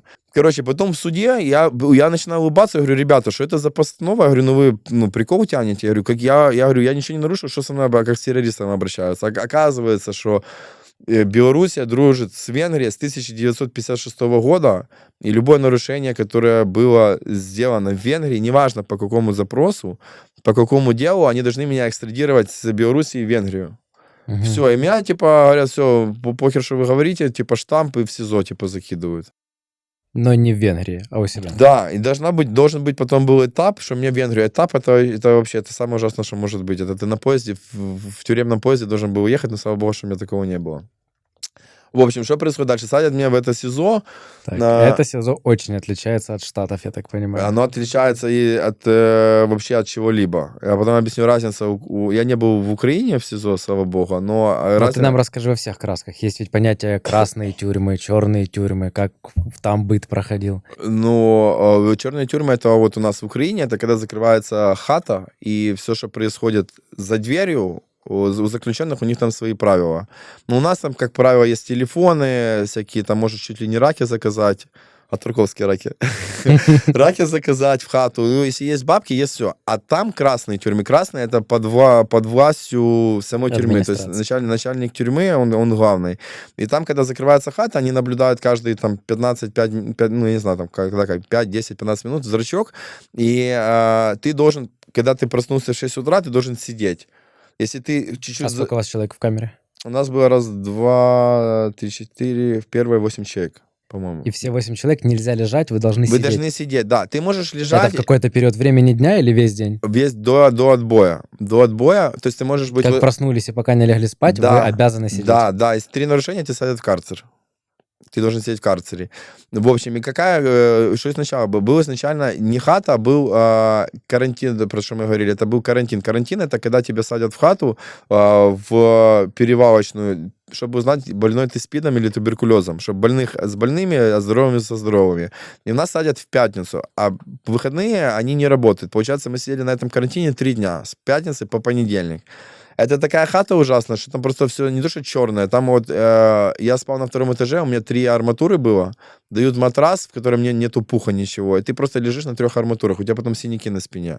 Очень больно. И ты, помимо того, что ты не выспался, ты должен целый день еще сидеть, потому что нельзя спать, сидеть ровно, стройно. И, ты не можешь типа просто на кровати полежать, как в Америке было.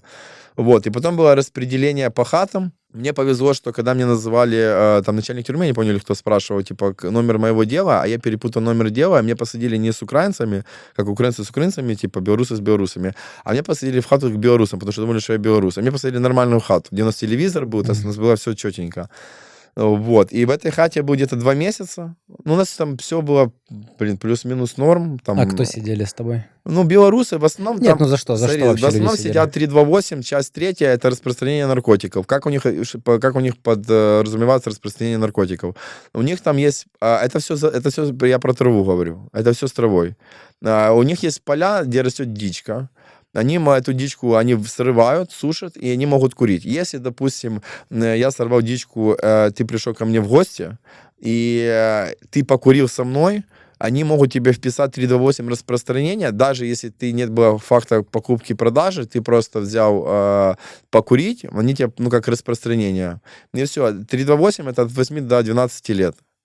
Минимум. То есть оно там среднее, когда как. И каждый второй, у каждого Из-за второго... такой дурости там прям сидят, да? Там, смотри, каждый 9-й человек в Беларуси это работает на государство, то есть полицейские, армия или кто-то такое. То есть там сама структура такая сделана, там у тебя права слова нету вообще ни на что.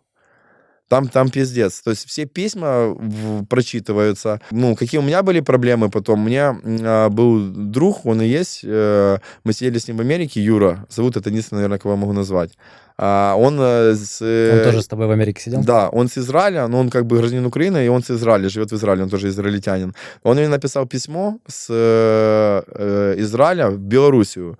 Большое письмо, типа, какая разница А тюрьмы. письма нормально доходили, все Да, но передавалось. они все читаются, понял? Они Тебе все... уже открытое приносят? Конечно, все Мгм. открытое. И он спрашивал, в чем разница тюрьмы Белоруссии и Америки. Я ему пишу развернутый ответ. Ну, типа, как Ну, то жаль. есть все как есть, Все что, четко, что ты как маленечко есть, да. подзаваливший. Да, а начальник тюрьмы читает, а потом меня зовет Тарковский, то что иди сюда, я прихожу, красный ковер, он говорит, а что, нормально в Америке? Я говорю, охуенно. Он говорит, да, все То есть он нормально. подобиделся, Не, он что... говорит, сейчас ты посмотришь, как тут будет тебе нормально. И все, и потом начинается у меня, типа, и мы каждый день в разную хату закидывать с улиткой, с То есть ему не продуктами. понравилось, что ты чуть-чуть Что я, типа, дискредитировал их тюрьму? Ну, что, пожаловался, Да. понял, что тупо. То есть у меня были нормальные условия, но там есть еще хуже условия. Он меня решил показать экскурсию такую провести, понял? После Що письма. означає з уліткою? Улитка — это скрученный матрас, І? называется. Улитка, пакеты с продуктами каждый раз мне в новую хату кидают. А, ты имеешь в виду, что надо с Да, и матрасом ты ходить? должен это тяжело нести, у тебя продукты, вещи, и ты каждый раз с ними знакомишься, и каждый раз тебе закидывают в новую хату. Короче, меня кидают в хату, это было уже целую неделю И в путешествия. каждой уже. хате тоже нужно проходить ритуал входа в хату или нет? Не, там нету такого понятия, это все пиздеж, это первое. Нету таких этих ритуалов. Единственное, что была история, это мы назад возвращаемся, мы когда сидели в нормальной хате, первый раз там был Серега, это белорус, мы там, ну, такой дядька, он предприниматель, его за неуплату налогов, по-моему, что-то ему там инкриминировали, но он там должен долго был сидеть. А он такой большой, килограмм 150. А я в татуках, типа, такой тоже как этот, сидевший. И к нам должны кого-то были посаживать. Я говорю, пацаны, давайте поприкалываемся, типа, будем, ну, прикол, что, типа, что надо как в хату заходить. А нам же все первоходцы, типа, никто не То знает, есть как... вы начали это еще тянуть? Мы шутку шутить, да. И, короче, Серега такой сидит, я сижу, ну, такие, как этот, ну, именно эти воры в законе, заходит тип. Я такой говорю, ладно, чтобы не улыбаться. Я говорю, что будем с ним делать? И Серега такой, ну, пусть возле параши пока сядет. Это, типа, идет с этой, ну, с улиткой, типа, с пакетами стоит, типа, понял, такой нервничает. Я говорю, Серега, так где он будет спать? Типа, я говорю, ну пусть пока спит там, а потом ему разрешим. И тип вообще в ахуе стоит. Блядь, и мы начинаем просто ржать, просто, ну, я не мог, ну, это очень тяжело сдерживать, типа, чтобы быть таким актером. И все, мы просто пошутили, и нету такого... Типа вы ему сразу сказали, расслабься? Ну да, нету такого, там, эти воры в законе, может, там какие-то есть, но если ты нормальный тип, то с тобой будет все нормально. Если ты долбоеб, то тебя будут просто там унижать, травить шутки с тобой. Ну, это же кто-то должен определить, кто ты. С тобой По мнению кого? С тобой ты постоянно общаешься, тебе задают вопросы. Вот потом, смотри, последняя хата была, я захожу, сидят там 12 коек были, как в плацкарт, только 3 этажа, получается, 3 койки. И там было нас 13 человек, а в хате всего могут спать 12. И я захожу, они такие, что ты там, фен-колеса, что ты употреблял? Я говорю, не, ребята, а что, откуда, какая статья? Ну, значит, надо просто им, ну, не то, что там просто им интересно. Ты начинаешь рассказывать, и понятно, что когда я начинаю рассказывать истории, что там в Америке, какие-то там эти, им очень интересно. А у них у каждого распространение наркотиков, то есть, ну, мне их истории, ну, неинтересно смотреть. И понятно, что мы там посидели, пообщались, и все, потом просто, ну, обычный быт. Кто-то всегда какие-то истории рассказывает, пьет. Я начал чефир пить, чефир такая тема прикольная, на самом деле. Я не знал, что, типа, ну, намного лучше, чем кофе. Просто что зубы темнеют. И чем ты там занимался? Тебе даже Кни- ложиться нельзя. А, Спортом продолжал заниматься? Да, смотри, как мы занимались спортом. Мы набирали в бутылки воду, качались, в пакеты То кидали. есть там не было зала, как в Америке? Нет, там она просто в хата, и мы раз в час можно было выходить гулять, решетки были ну, сверху. И получается, мы подтягивались, когда продольный проходил. Но нельзя подтягиваться, потому что это инкриминирует как побег с тюрьмы. В смысле? Ну, короче, за то, что я подтягивался, мне было нарушение из-за подтягивания, как побег с тюрьмы, тебя в журнал записывают. А второе нарушение... Попытка побега с тюрьмы? Ну, понял, нельзя, смотри, я же говорю, мы просто подтягиваемся. Они говорят, есть правила, нельзя, а тебе похуй на эти правила, потому что ты просто подтягиваешься, ты хочешь подтягиваться. И получается, что когда тебя засекли, что ты У подтягиваешься... тебя каждый раз, у тебя там сотня попыток побега, Не, получается? ну, я в всегда... журнале? Не, мы всегда, мне говорит, она пошла, или он пошел, и мы подтягиваемся. Вот, и один раз словили, что подтягиваться, То есть нарушение. чефирить все можно, а спортом заниматься? Спорт еще никого Нет, до добра не доводил. Нет, смотри, нельзя там в карты играть, нельзя играть там ничего нельзя. Там мы делали нарды из хлеба, и ничего нельзя. В Штатах мы играли, там казино полным ходом было. Там, когда 10 часов, с 10 до 11, там просто все, что хочешь, все игры были. А в Беларуси вообще ничего нельзя делать.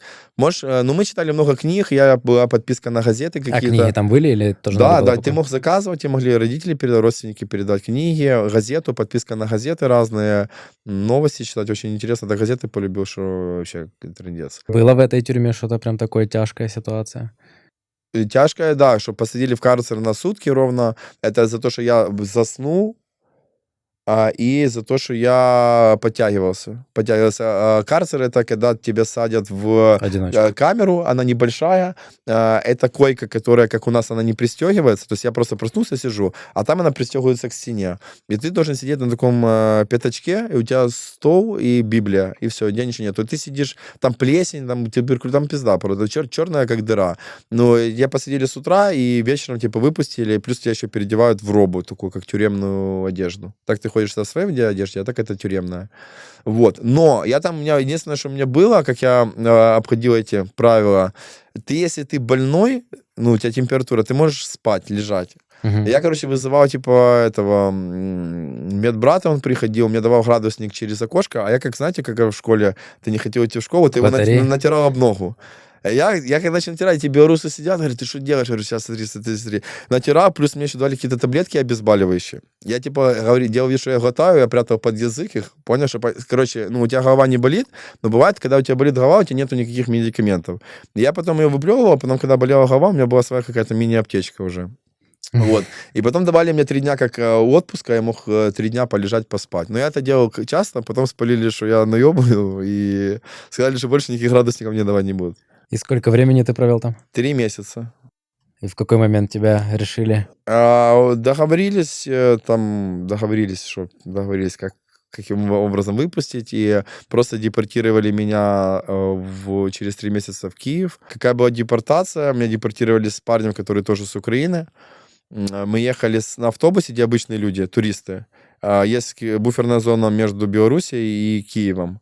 1 километр или 2 километра. Мы когда едем, это 9 часов, 10 часов вечера, этот тип говорит, и у меня поддельный паспорт украинский, я не могу ехать, потому что сейчас меня там закроют за подделку документов. Есть у тебя какие-то деньги, чтобы я пойду по полям, ну, просто, типа, чтобы не идти на границу. И я ему даю там 40 рублей, по-моему, у меня было. Открывается дверь, он просто... Там минное поле, я не знаю, куда он побежал. Он просто побежал, вот. А я потом приезжаю, у меня все, с чемоданами, а у меня такие конверты, я такой перепуганный, переляканный.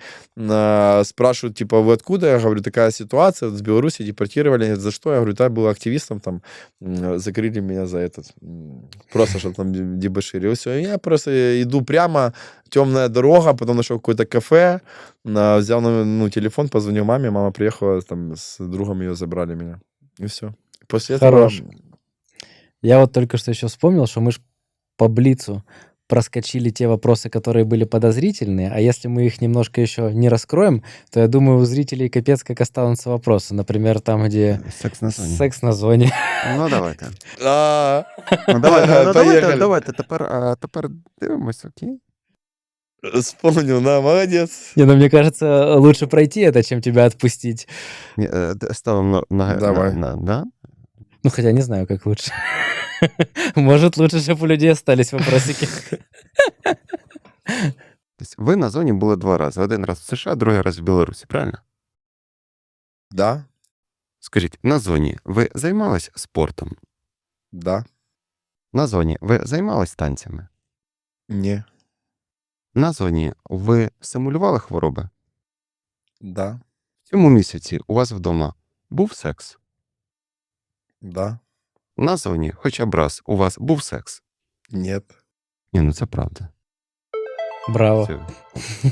Ты же вначале показал, что... Ось це так професійно працювати, коли Да. задається цілий ряд питань, і я порівнюю, Да. тому що по одній реакції дуже тяжко. А коли я задаю цілий ряд питань, я розумію. Ну, ви вже все зрозуміли, Мгм. так? Угу. Погнали далі.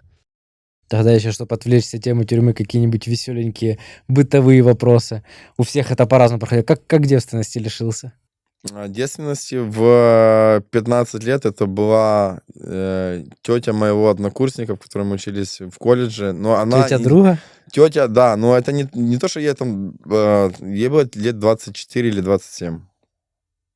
Хороший 27 это она в 2 раза старше. Ну. Хороший экспириенс. Ничего нет. Это было на пляже Сан-Сити. Был такой клуб, в гидропарке находился. Это какой-то был заряженный в 15 лет, что тетя запала. Ну, да, наверное. Мы пьяные очень были, пьяные, да. Есть какие-то фетиши или эдакие предпочтения? Фетиши. Ну, что угодно, что для тебя просто выходит за рамки стандартного. Не знаю, так наугад сказать не могу. Но, наверное... Так, я не уверен, что надо говорить. Или накидываем, а потом мы можем подрезать, да? Конечно. Да. Ну, была история, что делала девушка миньет, и ее подружка смотрела, это меня очень сильно возбуждало. Да, я не знаю, я об этом никогда не задумывался. Вроде бы это четко, я не знаю, что тебя это смутило. Но мне это очень понравилось. Я это Ладно, долго если это вспоминаю. где-то там в метро происходит, и кто-то смотрит совсем, Нет. это немножко вопросики. Да.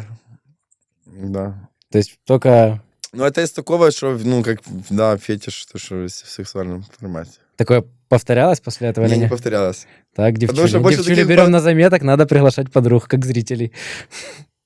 Были какие-нибудь резкие потери бабок? Или незапланированные огромные траты? Или просто что-то... Были, конечно. Была история с другом. Я хотел открывать солевые комнаты. Как? Солевые комнаты для детей. Типа ты приходишь, оно там такие спреи, ты дышишь, у тебя легкие очищаются. И они такие как бы детские, что там дети игрались, то есть как... Есть спрос на то, что... то есть они не сидят, дышат, они Да, занимаются они своими играются, делами, да, да? чем-то делают. Оно очень все красиво. Там франшиза была 20 тысяч долларов, окупаемость что-то там 7-8 месяцев. Я хотел построить, сделать одну солевую комнату по франшизе купить. А потом друг сказал, давай лучше откроем фермы по лайткоину. Отдали ему 40 с чем-то тысяч, и потом его хлопнули, забрали, ну, не забрали все деньги, он сказал, что эти деньги забрали у него, службы, а ему ничего не забрали, и он просто их не отдал. И Просто Кент кинул. Просто Кент, который лучший был друг, да, просто вот так вот. И до сих пор он не чувствует чувства вины. Вы общаетесь? Ну, на день рождения друг друга поздравляем, мы очень редко общаемся. Ну, в смысле, не признал до конца. Ну, то есть он- Не, он не считает, что он должен их отдавать даже. И ты ничего не можешь сделать с этим. Это безвыходная ситуация. Изменял своей второй половинке? Нет. Та ладно. Ніколи. Ні. Не Брехня. изменял, не изменял. Ніколи. Все життя. Красная? Да.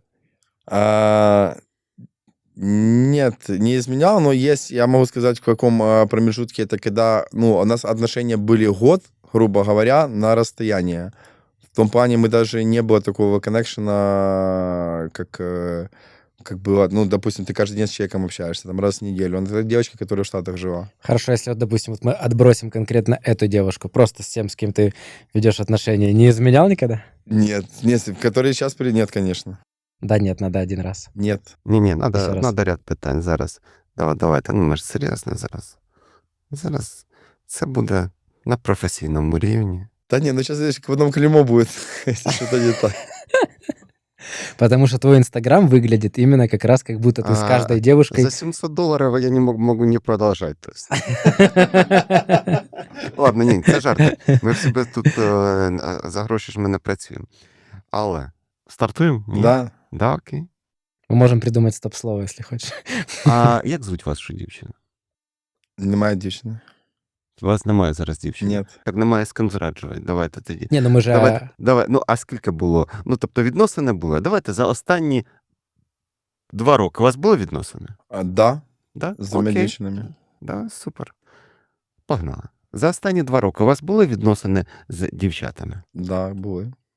Під час цих відносин ви займались з ними сексом? Так, звісно. Да, или нет? Ми розуміємо, що секс буває 3 видів. Класичний, анальний, оральний. Це все секс. Так? Ні, це просто для інформації. Що ми кладемо? Ні, я Просто коли вам роблять мінет, то це теж зрада. Це до слова. Ага, Стоп. хорошо. Да, тобто секс це в нас класичний, анальний, оральний. Угу, хорошо. Окей. За час відносин, за останні 2 роки, у вас був секс з вашими партнерками, дівчатами? Так. За час ваших відносин, за останні 2 роки, під час відносин, у вас був секс з іншими дівчатами? Ні. Брехня. Давайте далі. Давайте з іншими, можливо, ви так не подумали, ну зараз ви почитаєте. Давайте ще блок питань. Як ви вважаєте, за останні 2 роки вам зраджували? Да. За останні 2 роки хоча б раз ви зраджували? Ні. Брехня. Не, просто смотрите, тут, понимаете, тут надо, если отношения прошел 2 года встречались с девочкой, мы с ней расстались, и через месяц начинаются отношения, ты сразу, оно можно читать этот месяц, как будто у меня другая девочка, она нету привязки к той первой девочке в голове. Не, если у тебя уже расстался, то ты расстался, все. Это можно отрекать? Аж спотів, бідний. Не, просто я думаю, 2 года, 2 девушки, какой промежуток? все. Не, ну ты... Не, ну я понимаю, что охваты охватами, а репутация что потом будет подмочена. Умножаємо на 0. Та ладно, ні. $700. Не задаміші, я ж не редактор. Ні, ну я жартую. Тут буде винесено, все вирішує Міша, тут все ж... Не, я верю, что нет. Ну, понятно. Не, я понимаю, что Инстаграм выглядит, что я там со всеми... Ну, у тебя во многих видосиках снимаются девочки, это все проходит в формате тусовки, и визуально зрителю кажется, что со всеми... альфач. Со всеми... А давайте задамо питання, чи у вас був секс з підписницями? Давайте. Давайте. Це ж цікаво. Так, подождите. А если Подожди. девушка, которая подписана на меня, в которой мы были в отношениях, а потом не в отношениях, это считается как подписчик? А коли це було? Ну, це було... Так, когда был секс? Так, стоп. Я не буду брати роль на себе Міші, тому що, да, Міш, я... Давайте сейчас пока просто холодно пройдемся. Был секс с подписчицей? Да. Все, Все. це правда. Но при этом... С подписчиком теперь. Но при этом ты сам для себя позиционируешь как однолюб или нет? 100 однозначно. Я про то, чтобы были только одни нормальные отношения. Это просто получается, что всегда все через одно место. А так, да, то есть Инстаграм выглядит, что я с девочками, ну, мы в основном со всеми просто как друзья. Да, я в этом ничего не вижу. Мне от того, что люди думают, что я со всеми трахаюсь, или это мне много кто-то говорит. Мне же от этого ни холодно, ни жарко. Я себе лучше ничего не набиваю. То есть я даже, с одной стороны, делаю где-то хуже, потому что нормальная девочка, которой я понравился, мы могли пойти на свидание, подумает, что я, ну понятно, ебет их, блядь, нахуй мне такое надо. Так давай тогда выровняем эту ситуацию сейчас какими-то вопросами, где точно узнаем, что это Давайте, так. а однолюб? Ні, такі питання мене досить. А как мы можем? Подіям. подіям в минулому. А давайте в цьому році хоча б раз з підписницями у вас був секс?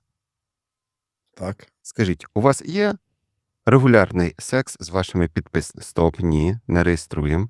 Пішло завищене реагування. Дихаємо рівно. Скажіть, ви регулярно займаєтесь сексом з різними підписницями? Нет. І це правда. А я говорил? Ну, Не, ну, а как мы можем каким наводящим вопросом узнать, что действительно у человека вот он именно настроен на отношения, а не на блуд и разврат? Вывести на белую, да, чтобы она будет думать, что с начала интервью рука в жопе. зараз ви намагаєтесь робити постійно пропозиції сексу своїм підписницям? Нет. Це правда. Зараз ви в пошуках серйозних тривалих відносин? Так. Це теж правда. Мне кажется, на такой приятной и романтической нотке. Ты красавчик, очень смело вообще все рассказал. Спасибо огромное за весь контроль. Это было круто. Как вообще прошло? Переживательно для тебя? Да, очень я просто эмоциональный, я хочу с руками это Это все. было важко, да, Да, постійно только це. из-за этого. А так, чувствуется, что на легком допросе, Мгм. но так вообще все топ, очень быстро все прошло. Напишите в комментариях, какие вам зашли истории, какие удивили больше всего, что хотелось бы еще задать и вообще кого пригласить. Еще раз спасибо огромное всем. Всем дякую. обнимашки. Спасибо. Всім дякую.